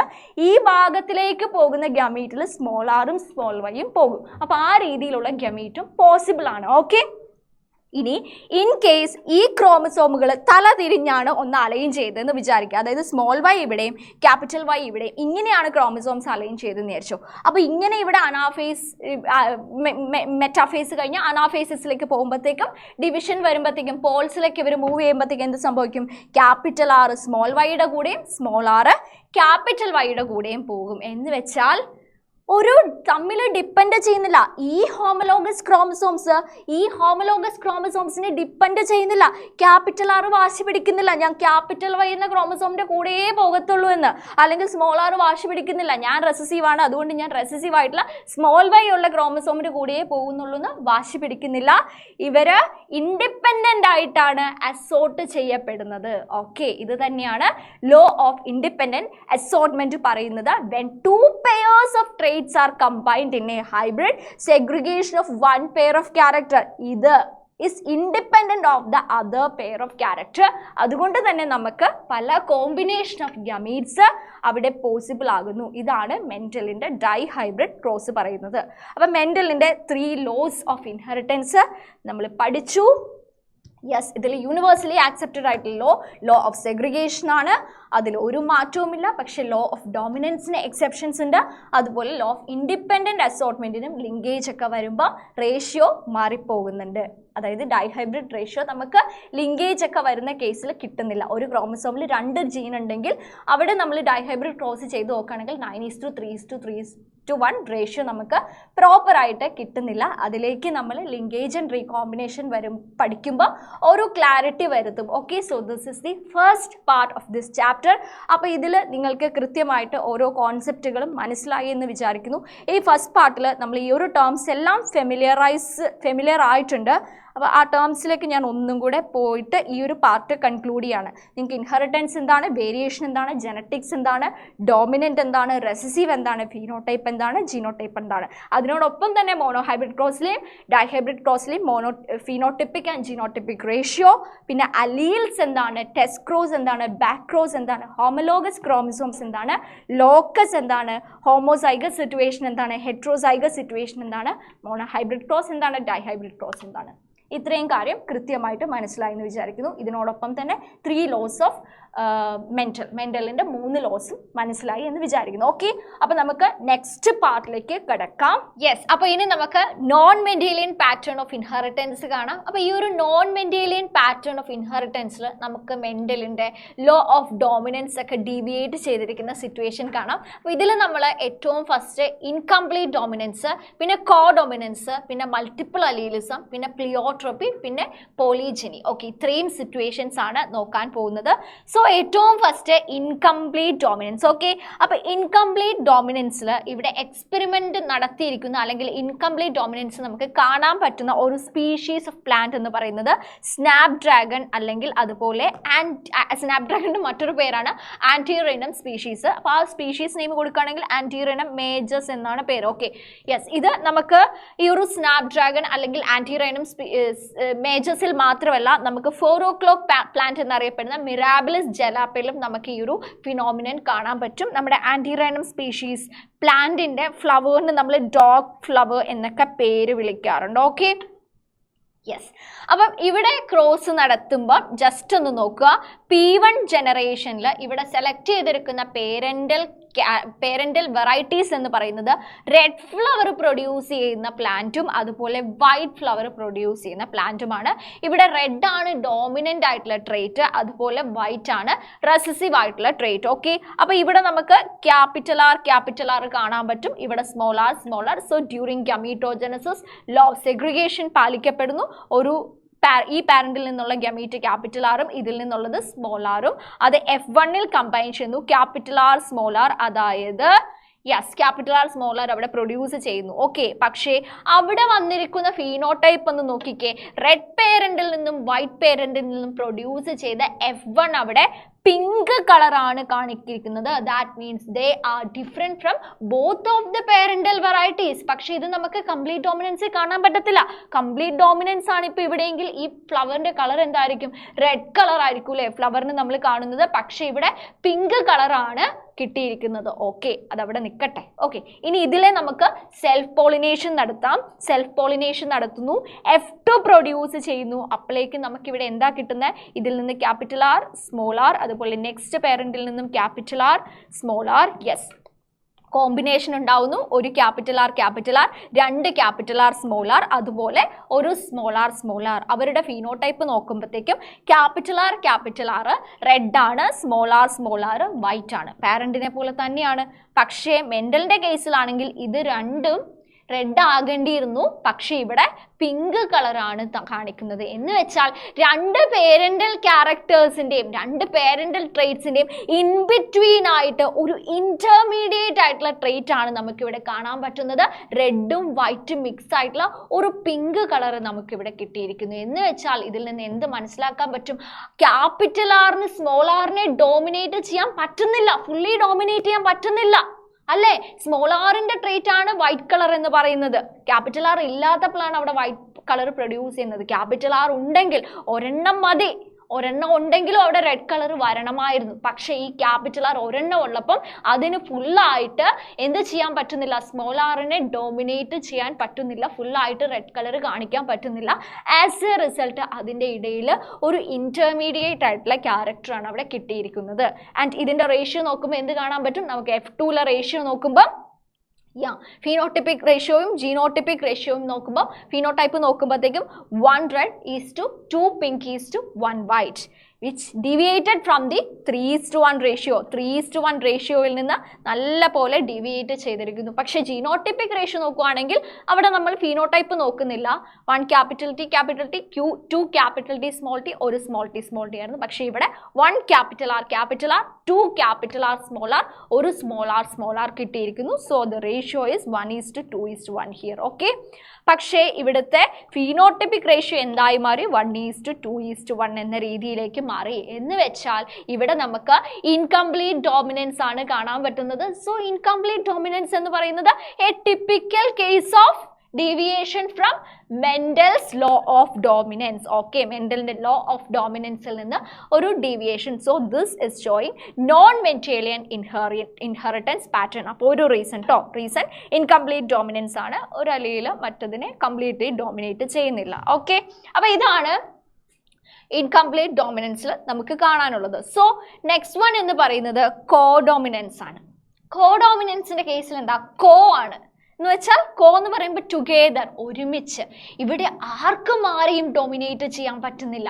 അതായത് ഡോമിനൻ്റ് ആയിട്ടുള്ള രണ്ടാളുകൾ വന്നാലുള്ള സിറ്റുവേഷൻ എന്താണ് നിങ്ങൾ ആലോചിക്കുക. ഡോമിനൻ്റ് ആയിട്ടുള്ള രണ്ട് ജീനുകളാണ് വരുന്നത്, പക്ഷെ അത് രണ്ടും രണ്ട് ടൈപ്പാണ്. അപ്പൊ അവിടെ രണ്ടുപേരും എക്സ്പ്രസ് ചെയ്യുന്നു. കൺഫ്യൂഷനായോ? ആ ഒരു സിറ്റുവേഷൻ നമുക്ക് പറയാം. അപ്പൊ നമ്മുടെ ബ്ലഡിന്റെ കേസിൽ നമുക്ക് എത്ര കൈൻഡ് ഓഫ് ബ്ലഡ് ഗ്രൂപ്പ് ഉണ്ട്? എ ബ്ലഡ് ഗ്രൂപ്പ് ഉണ്ട്, ബി ബ്ലഡ് ഗ്രൂപ്പ് ഉണ്ട്, എ ബി ബ്ലഡ് ഗ്രൂപ്പ് ഉണ്ട്, അതുപോലെ ഒ ബ്ലഡ് ഗ്രൂപ്പ് ഉണ്ട് അല്ലേ? യെസ്. അപ്പം അപ്പം ഈ ഒരു ബ്ലഡ് ഗ്രൂപ്പ് എന്ന് പറയുമ്പം നമുക്കറിയാം ബോഡി ഫ്ലൂയിഡ്സ് ആൻഡ് സർക്കുലേഷൻ എന്ന് പറയുന്ന ചാപ്റ്ററിൽ നമ്മൾ കണ്ടിട്ടുണ്ട്. നമ്മുടെ ആർ ബി സിയുടെ മുകളിലുള്ള പ്ലാസ്മ മെംബ്രെയിൻ്റെ മുകളിൽ എന്തുണ്ട്? ഷുഗർ പോളിമേഴ്സ് ഉണ്ട്, ഗ്ലൈക്കോ പ്രോട്ടീൻ ഉണ്ട് അല്ലേ? അപ്പോൾ ഷുഗർ പോളിമേഴ്സ് അവർ ആൻറ്റിജൻസ് ആണ്. അപ്പോൾ അതിൻ്റെ പ്രസൻസിനനുസരിച്ചാണ് നമ്മൾ എന്ത് പറയുന്നത്, എ ആണോ ബി ആണോ എന്നൊക്കെ പറയുന്നത്. അപ്പോൾ ഇതും എന്താണ്, ജനറ്റിക് ആയിട്ടുള്ള ഒരു സംഭവം തന്നെയാണ്. എന്ന് വെച്ചാൽ ജീനുകളാണ് ഇതിനെ കൺട്രോൾ ചെയ്യുന്നത്. അപ്പോൾ ഇതിൻ്റെ ജീനിനെ നമ്മൾ ഐ ജീൻ എന്നാണ് റെപ്രസെന്റ് ചെയ്യുന്നത്. ഐസോഅഗ്ലൂട്ടിൻ എന്ന ടേം സൂചിപ്പിച്ചുകൊണ്ട് ഐസോഅഗ്ലൂട്ടിൻ നമ്മുടെ ബ്ലഡുമായിട്ട് റിലേറ്റ് ചെയ്ത ഒരു ടേമാണ്. ഈ ചാപ്റ്ററിൽ നിങ്ങൾക്ക് പഠിക്കാനുള്ള ഫിസിയോളജി പാർട്ടാണ്. ഓക്കെ, ഫിസിയോളജി ആൻഡ് ഇമ്മ്യൂണോളജി പാർട്ടിൽ വരുന്നതാണ്. അപ്പം ഐ ജീൻ എന്നാണ് നമ്മൾ ഇതിന്റെ ജീനിനെ റെപ്രസെന്റ് ചെയ്യുന്നത്. ഓക്കെ, അപ്പം ഡിപ്ലോയിഡ് ഓർഗാനിസം ആണ് അല്ലേ? 2 കോപ്പി ഓഫ് ജീന് 2 ഹോമോലോഗസ് ക്രോമസോംസിലുമായിട്ടാണ് പ്രസന്റ് ആയിട്ടിരിക്കുന്നത്. അപ്പൊ എ ബ്ലഡ് ഗ്രൂപ്പ് ഉള്ളവരിൽ ഇത് IA ആയിരിക്കും. ഓക്കെ, ഇങ്ങനെ മാത്രമല്ല ക്യാപിറ്റൽ IA സ്മോൾ I ആയിരിക്കും. കാരണം എന്താ, ഈ ഓ ബ്ലഡ് ഗ്രൂപ്പ് ആവുന്ന സിറ്റുവേഷൻ, ഓ ബ്ലഡ് ഗ്രൂപ്പ് റെസസീവ് ആയിട്ടുള്ള സിറ്റുവേഷൻ ആണ് കാണിക്കുന്നത്. എ ബ്ലഡ് ഗ്രൂപ്പ് ആണെങ്കിൽ ഒന്നെങ്കിൽ 2 ജീനുകളും ഹോമോസൈഗസ് ആയിരിക്കും, അല്ലെങ്കിൽ ഒരു ക്യാപിറ്റൽ എ ഒരു സ്മോൾ I ആയിരിക്കും. അപ്പൊ ഇവിടെ എന്താണ്, ഇവിടെ ഈ ഒരു IA ഈ സ്മോൾ ഐനെ ഡോമിനേറ്റ് ചെയ്യുന്നു. ഈ കേസിൽ എ ബ്ലഡ് ഗ്രൂപ്പ് ആണ് എക്സ്പ്രസ് ചെയ്യുന്നത്. ബി ബ്ലഡ് ഗ്രൂപ്പിന്റെ കേസിലും അങ്ങനെ തന്നെ, ഒന്നെങ്കിൽ IB ആയിരിക്കും, ഹോമോസൈഗസ് ആയിട്ട് തന്നെ രണ്ടും ഡോമിനന്റ് ആയിട്ടുള്ള ജീൻ ആയിരിക്കും, അല്ലെങ്കിൽ ഒന്ന് ഡോമിനന്റും ഒന്ന് റെസസീവ് ആയിരിക്കും. ഇവിടുത്തെ കേസിൽ റെസസീവ് ആയിട്ടുള്ള ജീൻ എന്ന് പറയുന്നത് സ്മോൾ I ആണ്. അപ്പോൾ ഓ ബ്ലഡ് ഗ്രൂപ്പ് രണ്ടും റെസസീവ് ആയിട്ട്, 2 ജീനും റെസസീവ് ആയിട്ട് വരികയാണെങ്കിൽ മാത്രം വരുന്ന സിറ്റുവേഷൻ ആണ്. അപ്പോൾ എ ബ്ലഡ് ഗ്രൂപ്പിന്റെ കേസിലും ബി ബ്ലഡ് ഗ്രൂപ്പിന്റെ കേസിലും ഒ ബ്ലഡ് ഗ്രൂപ്പിന്റെ കേസിലും ലോ ഓഫ് ഡോമിനൻസ് പാലിക്കപ്പെടുന്നുണ്ട്. കാരണം എന്താ, IA സ്മോൾ I കോമ്പിനേഷൻ വരുമ്പോൾ എ ബ്ലഡ് ഗ്രൂപ്പ് ആണ് അവിടെ എക്സ്പ്രസ് ചെയ്യുന്നത്, IB സ്മോൾ I വരുമ്പോൾ അവിടെ ബി ബ്ലഡ് ഗ്രൂപ്പ് ആണ് എക്സ്പ്രസ് ചെയ്യുന്നത്. 2 സ്മോൾ I ഒരുമിച്ച് വരുമ്പോൾ മാത്രമേ റെസസീവ് ആയിട്ടുള്ള ഓ ബ്ലഡ് ഗ്രൂപ്പ് അവിടെ കാണുന്നുള്ളൂ. ഓക്കെ, പക്ഷേ the case with a B blood ഗ്രൂപ്പിന്റെ കേസിൽ നമുക്ക് അവിടെ ലോ ഓഫ് ഡോമിനൻസ് അല്ല കാണാൻ പറ്റുന്നത്, കോഡോമിനൻസ് ആണ് കാണാൻ പറ്റുന്നത്. എന്ന് വെച്ചാൽ എ ബി ബ്ലഡ് ഗ്രൂപ്പ് ഉള്ള ആളുകളുടെ RBCയുടെ പ്ലാസ്മ മെംബ്രെയിൻ്റെ മുകളിൽ 2 ഗ്ലൈക്കോ പ്രോട്ടീൻ കാണാൻ പറ്റും. അതിൽ ഒരെണ്ണം എന്ന് പറയുന്നത് IA അടുത്തത് എന്ന് പറയുന്നത് IB ആയിരിക്കും. So the phenotype here will be A B blood group. എന്ന് വെച്ചാൽ എയും ബിയും ഒരുമിച്ച് വരുമ്പോൾ രണ്ടുപേരും ഡോമിനൻ്റ് ആണ്. ഇവിടെ ബ്ലഡ് ഗ്രൂപ്പിന്റെ കേസിൽ 2 ഡോമിനന്റ് ജീനുകളും ഒരു റെസസീവ് ജീനുമാണുള്ളത്. IA IB ഡോമിനന്റും സ്മോൾ I റെസസീവുമാണ്. സോ ഈ ഡോമിനൻ്റ് ആയിട്ടുള്ള ജീനുകൾ രണ്ടും ഒരുമിച്ച് വരുമ്പോൾ അവിടെ A B blood group, A is not dominating capital B is not dominating capital A. അതുപോലെ രണ്ടുപേരും പരസ്പരം സപ്രസന്റ് ചെയ്യുന്നില്ല, രണ്ടുപേരും ഈക്വലി ഡോമിനൻ്റ് ആണ്. ഇവിടെ കോ ഡോമിനൻസ് ആണ് നമുക്ക് കാണാൻ പറ്റുന്നത്. ഓക്കെ, കാരണം എന്താ, യെസ്, രണ്ടുപേരും ഇൻഡിപെൻഡൻ്റ് ആയിട്ട് തന്നെ എക്സ്പ്രസ് ചെയ്യുന്നു, രണ്ടുപേരും ഡോമിനൻ്റ് ആണ്. ഓക്കെ, അപ്പോൾ ഇതാണ് കോഡോമിനൻസ്. ഓക്കെ, കോഡോമിനൻസിൽ എ ബി ബ്ലഡ് ഗ്രൂപ്പ് കോഡോമിനൻസിൻ്റെ ഒരു ടിപ്പിക്കൽ എക്സാമ്പിൾ ആണ്. ഇത് നമ്മുടെ കംപ്ലീറ്റ് ബ്ലഡ് ഗ്രൂപ്പിൻ്റെ ഇതാണ്. 2 പാരൻസിൽ നിന്നും അലീൽസ് ഏതൊക്കെ കോമ്പിനേഷനിൽ വരുമ്പോഴാണ് ഏതൊക്കെ ജീനോടൈപ്പ് വരുന്നത്, ആ സമയത്ത് ഏതൊക്കെ ഫീനോടൈപ്പ് എക്സ്പ്രസ് ചെയ്യുന്നു എന്നുള്ളതാണ്. ഇതിൽ എ ബി ബ്ലഡ് ഗ്രൂപ്പിൻ്റെ കേസിൽ എയും ബിയും ഡോമിനൻ്റ് ആയിട്ടുള്ള ജീനുകൾ വരുമ്പോൾ കോഡോമിനൻസ് നമുക്ക് കാണാം. ബാക്കി എല്ലാ കേസിലും കംപ്ലീറ്റ് ഡോമിനൻസ് തന്നെയാണ് കാണുന്നത്. ഓക്കെ, അപ്പൊ നോർമലി നമ്മൾ ഡിപ്ലോയിഡ് ഓർഗാനിസം ആണല്ലേ, നമുക്ക് എത്ര കോപ്പി ഓഫ് ജീൻ ഉണ്ടാവും? യെസ്, നമുക്ക് ഹോമോലോഗസ് ക്രോമസോംസ് 2 ഉള്ളൂ. 2 മുകളിൽ ഓരോന്ന് വെച്ചിട്ട് ഹോമോസൈഗോസോ ഹെട്രോസൈഗോസോ ആയിരിക്കും സിറ്റുവേഷൻ. പക്ഷേ നമുക്ക് 2 കോപ്പിയാണ് ഉള്ളത്, ഒരെണ്ണം ഫാദറിൽ നിന്നും ഒരെണ്ണം മദറിൽ നിന്നും. ഓക്കെ, അപ്പൊ ടോളിന്റെ കാര്യം നമ്മൾ കണ്ടു, പ്ലാന്റിന്റെ കേസിൽ സീഡ് ഷേപ്പ്, സീഡ് കളർ ഒക്കെ കണ്ടു. എല്ലായിടത്തും നമ്മൾ 2 അലീൽസ് ഉള്ളതായിട്ടേ പറഞ്ഞുള്ളൂ. ഒന്നെങ്കിൽ ക്യാപിറ്റൽ എ വെച്ച് റെപ്രസെന്റ് ചെയ്യുന്നു, അല്ലെങ്കിൽ സ്മോൾ എ വെച്ച് റെപ്രസെന്റ് ചെയ്യുന്നു. അതുപോലെ എല്ലാ ക്യാരക്ടേഴ്സും ഒരെണ്ണം ഡോമിനന്റ് ക്യാപിറ്റൽ ലെറ്റർ വെച്ചിട്ടും റെസസീവ് സ്മോൾ ലെറ്റർ വെച്ചിട്ടും റെസസീവ് ചെയ്യുന്നു, എക്സ്പ്രസ് ചെയ്യുന്നു. പക്ഷേ ഇവിടെ നമ്മൾ ബ്ലഡ് ഗ്രൂപ്പിൻ്റെ കേസിൽ 3 ജീനുകളെ കണ്ടു അല്ലേ. ഒന്ന് ക്യാപിറ്റൽ ഐ, ക്യാപിറ്റൽ എ, അതുപോലെ IB, അതുപോലെ സ്മോൾ ഐ, 3 കണ്ടു അല്ലേ. പക്ഷെ ഒരു വ്യക്തിയിൽ 2 ഉണ്ടാവുള്ളൂ. ഒന്നെങ്കിൽ ഇങ്ങനെ, അല്ലെങ്കിൽ ഇത് 2, അല്ലെങ്കിൽ ഇത് 2, അല്ലെങ്കിൽ ഇങ്ങനെ, അല്ലെങ്കിൽ ഇത് 2. ബിക്കോസ് നമ്മൾ ഡിപ്ലോയിഡ് ഓർഗാനിസം ആണ്. പക്ഷെ ഫുൾ പോപ്പുലേഷനെ എടുത്ത് നോക്കുമ്പോൾ, നമ്മൾ കംപ്ലീറ്റ് പോപ്പുലേഷനെ, അതായത് ഒരു സ്പീഷീസിനെ എടുത്ത് നോക്കുമ്പോൾ, ഹ്യൂമൻ ബീങ്സ് കേസിൽ എനിക്ക് ചിലപ്പോൾ O ബ്ലഡ് ഗ്രൂപ്പ് ആണ് 2 സ്മോൾ ഐ ആയിരിക്കും. A ബ്ലഡ് ഗ്രൂപ്പ് ആണെങ്കിൽ IA ആയിരിക്കും, അല്ലെങ്കിൽ IA സ്മോൾ ഐ ആയിരിക്കും. ഇനി B ബ്ലഡ് ഗ്രൂപ്പ് ആണെങ്കിൽ IB അല്ലെങ്കിൽ IB സ്മോൾ ബി ആയിരിക്കും. AB ആണെങ്കിൽ IA IB ആയിരിക്കും. ഓക്കെ, പക്ഷേ നമ്മൾ ഹ്യൂമൻ ബീങ്സ് എന്ന് പറയുന്ന സ്പീഷീസിനെ എടുത്ത് നോക്കുകയാണെങ്കിൽ എല്ലാവരുടെയും കൂടെ ഉള്ളിലായിട്ട് നമുക്ക് 3 തരത്തിലുള്ള അലീൽസിനെ കാണാൻ പറ്റും. ഓക്കെ, അപ്പോൾ അലീൽ നമ്പർ മോർ ദാൻ 2 ആവുമ്പോൾ മൾട്ടിപ്പിൾ അലീൽ നമ്പർ ഉള്ള ജീനുകളും ഉണ്ട്, ക്യാരക്ടേഴ്സിനെ എക്സ്പ്രസ് ചെയ്യുന്ന ജീനുകളും ഉണ്ട്. അതിൻ്റെ ഒരു എക്സാമ്പിളാണ് ഹ്യൂമൻ ബ്ലഡ് ഗ്രൂപ്പ്. ഓക്കെ, അപ്പം ഈ പോപ്പുലേഷൻ ബേസ് ചെയ്തിട്ട് നമ്മൾ നോക്കുമ്പോൾ മോർ ദാൻ 2 അലീൽസ് ഒരു ക്യാരക്ടറിനെ കൺട്രോൾ ചെയ്യാനുണ്ടെങ്കിൽ അതിനെയാണ് നമ്മൾ മൾട്ടിപ്പിൾ അലീലിസം എന്ന് പറയുന്നത്. ഈ ഒരു മൾട്ടിപ്പിൾ അലീലിസും മെൻഡല് നോട്ട് ചെയ്തിട്ടുണ്ടായിരുന്നില്ല. So this is also non Mendelian inheritance pattern. Okay, next one എന്ന് പറയുന്നത് പ്ലിയോട്രോപ്പി ആണ്. ഇനി 2 കൂടെ നമുക്ക് നോക്കാനുള്ളൂ, പ്ലിയോട്രോപ്പിയും അതുപോലെ പോളിജനിയും. ഓക്കെ, പ്ലിയോട്രോപ്പിയും പോളിജനിയും പരസ്പരം ഓപ്പോസിറ്റ് ആയിട്ട് മീൻ ചെയ്യുന്ന 2 ആളുകളാണ് കേട്ടോ, മാറിപ്പോകുകയും ചെയ്യരുത്. പ്ലിയോട്രോപ്പി എന്ന് പറയുമ്പോൾ പ്ലിയോട്രോപ്പി എന്ന് പറയുമ്പം ഒരു ക്യാരക്ടറിനെ, അതായത് 1 ജീൻ കൺട്രോൾ മൾട്ടിപ്പിൾ ഫീനോടൈപ്സ്, അതായത് ഒന്നിലധികം ക്യാരക്ടേഴ്സിനെയാണ് ഒരു ജീൻ കൺട്രോൾ ചെയ്യുന്നത്. ഒരൊറ്റ ജീനേ ഉണ്ടാവുള്ളൂ. ഇപ്പം ക്യാപിറ്റൽ ഡി ഹൈറ്റിനെയല്ലേ കൺട്രോൾ ചെയ്യുന്നുള്ളൂ. ക്യാപിറ്റൽ ഡി സ്മോൾ ടി എന്ന് വെച്ചാൽ ടി എന്ന ലെറ്റർ നമ്മൾ റെപ്രസെന്റ് ചെയ്യുന്ന ജീന് ഒരു ക്യാരക്ടറിനെ കൺട്രോൾ ചെയ്യുന്നത് നമ്മൾ കണ്ടുള്ളൂ. പക്ഷേ there are cases or there are situations in which one gene is controlling multiple charactersനെ കൺട്രോൾ ചെയ്യുന്ന ജീനുകൾ ഉണ്ട്. അതിൻ്റെ ഒരു അപ്പം ഇങ്ങനെയുള്ള ജീനുകൾ മെയിൻലി മെറ്റബോളിക് പാത്വേസിലായിരിക്കും ഇൻവോൾവ് ആയിരിക്കുക. അപ്പം നമ്മൾ കുറേ മെറ്റബോളിക് പാത്വേസ് ഒക്കെ കണ്ടിട്ടുണ്ട്. എയിൽ നിന്ന് B പ്രൊഡ്യൂസ് ചെയ്യുന്നു, B ഇനാക്റ്റീവ് ആയിരിക്കും. അപ്പം അതിനെ ആരെങ്കിലും വന്ന് ആക്റ്റീവ് ആക്കുന്നു, ഏതെങ്കിലും എൻസൈം, അപ്പം B C ആയി മാറുന്നു, C പിന്നെ D ആയി മാറുന്നു. ഇങ്ങനെ മെറ്റബോളിക് പാത്വേസ് ഉണ്ട് അല്ലേ. അപ്പം ഇങ്ങനെ മെറ്റബോളിക് പാത്വേസിൽ ഇൻവോൾവ് ആയിട്ടുള്ള ജീനുകളെയോ എൻസൈമിനെയോ അല്ലെങ്കിൽ ഏതെങ്കിലും പ്രോട്ടീനെയൊക്കെ സിന്തസൈസ് ചെയ്യുന്ന ജീനുകളാണ് മെയിൻലി പ്ലിയോട്രോപ്പിയിൽ ഇൻവോൾവ് ആയിരിക്കുന്നത്. അതിൻ്റെ ഒരു മെയിൻ എക്സാമ്പിളാണ് നമ്മുടെ ഫീനൈൽ കീറ്റോനൂറിയ എന്ന ഡിസീസ് കണ്ടീഷനിൽ ഇൻവോൾവ് ആയിട്ടിരിക്കുന്ന ജീന്. അപ്പം ഫീനൈൽ കീറ്റോനൂറിയ എന്ന ഡിസീസ് കണ്ടീഷനിൽ ഒരു എൻസൈം ഇൻവോൾവ് ആണ്. ഇത് നമ്മൾ ഡിസോർഡേഴ്സിൻ്റെ കേസ് വരുമ്പോഴത്തേക്ക് നമ്മൾ ഇത് ഡിസ്കസ് ചെയ്യും. ഫീനൈൽ അലാനിൻ ടൈറോസിൻ കൺവേർഷനിൽ ഇൻവോൾവ് ആയിട്ടിരിക്കുന്ന ഒരു എൻസൈം ഫീനൈൽ അലാനിൻ ഹൈഡ്രോക്സിലേസ്. അപ്പോൾ അതിന് മ്യൂട്ടേഷൻ വരുമ്പോഴേക്കും എന്താ അതും അസോസിയേറ്റ് ചെയ്ത് മൾട്ടിപ്പിൾ ഫീനോടൈപ്സിലാണ് എന്ത് വരുന്നത്, പ്രോബ്ലം വരുന്നത്. ഫോർ എക്സാമ്പിൾ സ്കിൻ പിഗ്മെന്റേഷനെ അത് അഫക്റ്റ് ചെയ്യുന്നു, ഹെയർ ഡിസ്ട്രിബ്യൂഷനെ അത് അഫക്റ്റ് ചെയ്യുന്നു, മെന്റൽ സ്റ്റേറ്റസിനെ അത് ബാധിക്കുന്നു. That means 1 gene is controlling multiple characters. ഇതിൻ്റെ എക്സാമ്പിളാണ് പ്ലിയോട്രോപ്പിയുടെ എക്സാമ്പിളാണ് ഈ ഫീനൈൽ കീറ്റോനൂറിയയുടെ ജീന്.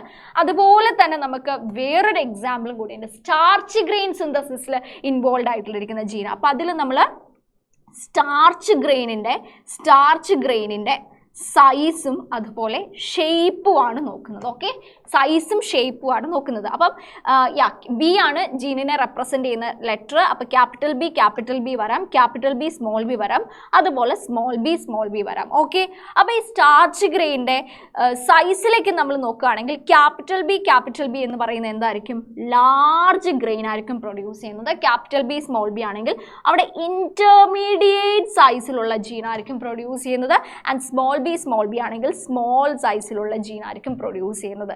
ഇനി ഷേപ്പിലേക്ക് പോകുമ്പോഴത്തേക്കും ക്യാപിറ്റൽ ബി ആണെങ്കിൽ അവിടെ റൗണ്ട് ഷേപ്പ് ആയിരിക്കും നമ്മുടെ ഗ്രെയിനിന്.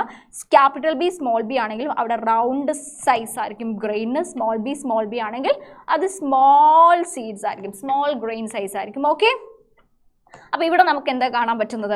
ഈ ഒരു സ്റ്റാർച്ച് ഗ്രെയിൻ സൈസിൻ്റെ സിറ്റുവേഷൻ നോക്കുകയാണെങ്കിൽ നമുക്കിവിടെ ഇൻകംപ്ലീറ്റ് ഡോമിനൻസ് ആണല്ലേ കാണാൻ പറ്റുന്നത്. ഇൻകംപ്ലീറ്റ് ഡോമിനൻസ് ആണ് കാണാൻ പറ്റുന്നത്. So this is also example four incomplete dominance. പക്ഷേ ഈ ഷേപ്പിൻ്റെ സിറ്റുവേഷൻ വരുമ്പോഴത്തേക്കും ക്യാപിറ്റൽ ബി സ്മോൾ ബി വരുമ്പോൾ റൗണ്ട് ആണ് അവിടെ എക്സ്പ്രസ് ചെയ്യുന്നത്. അവിടെ കംപ്ലീറ്റ് ഡോമിനൻസ് ആണ് നമ്മൾക്ക് കാണാൻ പറ്റുന്നത്.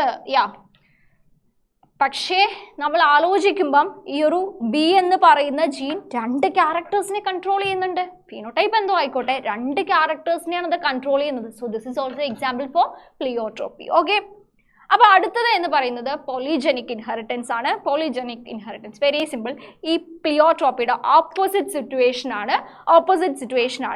It is a type of non Mendelian inheritance pattern in which 1 character is controlled by 3 or more genes. എന്ന് വെച്ചാൽ പ്ലിയോട്രോപ്പിയിൽ നമ്മൾ ഒരു ജീൻ പല ക്യാരക്ടേഴ്സിനെ കൺട്രോൾ ചെയ്തത് കണ്ടു. പക്ഷേ പോളിജനിക് ഇൻഹെറിറ്റൻസിൻ്റെ കേസിൽ എന്താ കാണാൻ പറ്റുന്നത്? ഒന്നിലധികം ജീനുകൾ ഒരു സെയിം ക്യാരക്ടറിനെ കൺട്രോൾ ചെയ്യുന്നു. ഇതിൻ്റെ ക്ലാസിക്കൽ എക്സാമ്പിൾ ആണ് നമ്മുടെ സ്കിൻ കളർ, ഹ്യൂമൻ ബീങ്സിൻ്റെ സ്കിൻ കളർ എന്ന് പറയുന്നത്. ഓക്കെ, അപ്പം ഇതിലെ 3 ജീനാണ് മെയിൻലി കൺട്രോൾ ചെയ്യുന്നത്. ഒന്ന് എ റെപ്രസെൻ്റ് ചെയ്യുന്നു, ഒന്ന് ബി റെപ്രസെൻ്റ് ചെയ്യുന്നു, അടുത്തത് സി റെപ്രസെൻ്റ് ചെയ്യുന്നു. അപ്പോൾ ഇത് നമുക്ക് എല്ലാം ഹോമോസൈഗസ് ഡോമിനൻറ്റ് സിറ്റുവേഷനിൽ എഴുതുകയാണെങ്കിൽ capital A, capital B, capital C ഇങ്ങനെ ഒരു കോമ്പിനേഷൻ ഓഫ് ജീൻ പോസിബിൾ ആണ്. അതുപോലെ small A, small B, small C ഇങ്ങനെ ഒരു സിറ്റുവേഷനും പോസിബിൾ ആണ്. അപ്പോൾ ഈ ഒരു ഫസ്റ്റ് കോമ്പിനേഷനിൽ ആ ജീനുകൾ വരുമ്പോഴാണ് അവിടെ ഏറ്റവും ഡാർക്കസ്റ്റ് സ്കിൻ കളർ ഉണ്ടാവുന്നത്. അതായത് നീഗ്രോ ലൈക്ക് ആയിട്ടുള്ള സ്കിൻ കളർ ഉണ്ടാവുന്നത് എല്ലാം ഡോമിനൻ്റ് ആയിട്ടുള്ള ഹോമോസൈഗസ് സിറ്റുവേഷനിൽ വരുമ്പോഴാണ്. ഇനി എല്ലാം റെസസീവ് ആയിട്ടുള്ള ഹോമോസൈഗസ് സിറ്റുവേഷനിൽ വരുമ്പോഴത്തേക്കാണ് ഏറ്റവും വൈറ്റ് ആയിട്ടുള്ള സ്കിൻ കളർ വരുന്നത്. ഓക്കെ, പക്ഷേ നമുക്ക് നമ്മുടെ സ്കിൻ കളർ ഒരു കൈൻഡ് ഓഫ് ഡാർക്കും ഒരു കൈൻഡ് ഓഫ് വൈറ്റും മാത്രമേ ഉള്ളൂ എന്ന് പറയാൻ പറ്റുമോ? ഇല്ല. മുഴുവൻ മനുഷ്യന്മാരെ എടുത്തു നോക്കുകയാണെങ്കിൽ ഓരോരുത്തരുടെയും സ്കിൻ കളർ ഡിഫറെൻ്റ് ആണ്. പല ഗ്രേഡുകളിലാണ് ഈ ഡാർക്ക് കളറും വൈറ്റ് കളറും ഒക്കെ ഇരിക്കുന്നത്. So there is A gradation, അതിലൊരു ഗ്രഡേഷൻ ഉണ്ട്. അപ്പോൾ അതെങ്ങനെയാണ് വരുന്നത്? അത് വരുന്നത് ഈ ഒരു ജീനുകളുടെയൊക്കെ കോമ്പിനേഷൻ അനുസരിച്ചാണ്. ചിലപ്പോൾ ഇത് സ്മോൾ ആകാം, അപ്പോൾ ഇത് കുറച്ചും കൂടെ ലൈറ്റ് ആവും. ഇതും കൂടെ സ്മോൾ ആണെങ്കിൽ ചിലപ്പോൾ ഇത് കുറച്ചും കൂടെ ലൈറ്റ് ആവും. ഇതും കൂടെ സ്മോൾ ആണെങ്കിൽ ഇത് കുറച്ചുകൂടെ ലൈറ്റ് ആവും. ഇനി ഇത് രണ്ടും സ്മോൾ ആണെങ്കിൽ വേറൊരു കൈൻഡ് ഓഫ് ലൈറ്റ് ആവും. ഇതും കൂടെ സ്മോൾ ആണെങ്കിൽ അത് കുറച്ചും കൂടെ വൈറ്റിലേക്ക് വരും. ഓക്കെ, അപ്പം ഇത് പല രീതിയിൽ എത്ര നമ്പർ ഓഫ് ഡോമിനൻറ്റ് ജീൻ ഉണ്ടോ, എത്ര നമ്പർ ഓഫ് റെസസീവ് ജീൻ ഉണ്ടോ, അതിനനുസരിച്ചാണ് ഇൻ്റർമീഡിയറ്റ് സ്കിൻ കളറും അതിൻ്റെ ഡാർക്ക് സൈഡിലേക്കുള്ള ഇൻ്റർമീഡിയറ്റ്സും ലൈറ്റ് സൈഡിലേക്കുള്ള ഇൻ്റർമീഡിയറ്റ്സ് ഒക്കെ വരുന്നത്. സോ സ്കിൻ കളർ എന്ന് പറയുന്നത് ഒരു പോളിജനിക് ഇൻഹെറിറ്റൻസ്, മൾട്ടിപ്പിൾ ജീനുകൾ കൺട്രോൾ ചെയ്യുന്നുണ്ട്. മാത്രമല്ല ഇത് ക്വാണ്ടിറ്റേറ്റീവ് രീതിയിലാണ് ഈ ഒരു സ്കിൻ കളർ എന്ന ക്യാരക്ടർ കൺട്രോൾ ചെയ്യപ്പെടുന്നതും. ഓക്കെ, അപ്പോൾ ഇത്രയുമാണ് പോളിജനിക് ഇൻഹെറിറ്റൻസിനെ കുറിച്ച് പഠിക്കാനുള്ളത്. സോ ഈ ഒരു ചാപ്റ്ററിൻ്റെ ഫസ്റ്റ് ഹാഫ് ഇവിടെ കഴിഞ്ഞിരിക്കുന്നു. നമ്മൾ സ്റ്റാർട്ടിങ്ങിൽ മെൻഡേലിയൻ ഇൻഹെറിറ്റൻസുകളാണ് കണ്ടത്. സെക്കൻഡ് ഹാഫിലേക്ക് നമ്മൾ നോൺ മെൻഡേലിയൻ ഇൻഹെറിറ്റൻസ് പാറ്റേൺ ആണ് കഴിഞ്ഞത്. അപ്പോൾ ഇതാണ് ഈ ചാപ്റ്ററിൻ്റെ ഏറ്റവും ബേസിക്സ്. ഇതിൻ്റെ ഇടയിലാണ് നമ്മൾ ഹോമോലോഗസ് ക്രോമസോംസിനെ കുറിച്ചും ജീനിനെ കുറിച്ചും ഒക്കെ പറയുന്നത്. അപ്പോൾ ഇതിലൊരു കോൺസെപ്ച്വൽ ക്ലാരിറ്റി ഉണ്ടെങ്കിൽ ഇനി അങ്ങോട്ട് വളരെ ഈസി ആയിരിക്കും. ഈ ഫസ്റ്റ് പാർട്ട് പ്രോപ്പറായിട്ട് മനസ്സിലായിട്ടില്ലെങ്കിൽ നെക്സ്റ്റ് ഹാഫിലുള്ള linkage and crossing over recombination കാര്യങ്ങളൊന്നും നമുക്ക് മനസ്സിലാവില്ല. സോ ഇനി നെക്സ്റ്റ് പാർട്ടിൽ നമ്മൾ ലിങ്കേജും റീകോമ്പിനേഷനും സെക്സ് ഡിറ്റർമിനേഷനും അതുപോലെ നമ്മൾ ഡിസോർഡേഴ്സും ആയിരിക്കും ഡിസ്കസ് ചെയ്യുന്നത്. ജനറ്റിക് ഡിസോർഡേഴ്സ്, മെൻറ്റേലിയൻ ഡിസോർഡേഴ്സും അതുപോലെ ക്രോമസോമൽ അബ്നോർമാലിറ്റീസും ആയിരിക്കും നമ്മൾ ഡിസ്കസ് ചെയ്യുന്നത്. സോ ഇത്രയും പാർട്ട് കൃത്യമായിട്ട് അടിപൊളിയായിട്ട് മനസ്സിലാക്കുക. നമുക്ക് നെക്സ്റ്റ് പാർട്ടിൽ കാണാം. താങ്ക്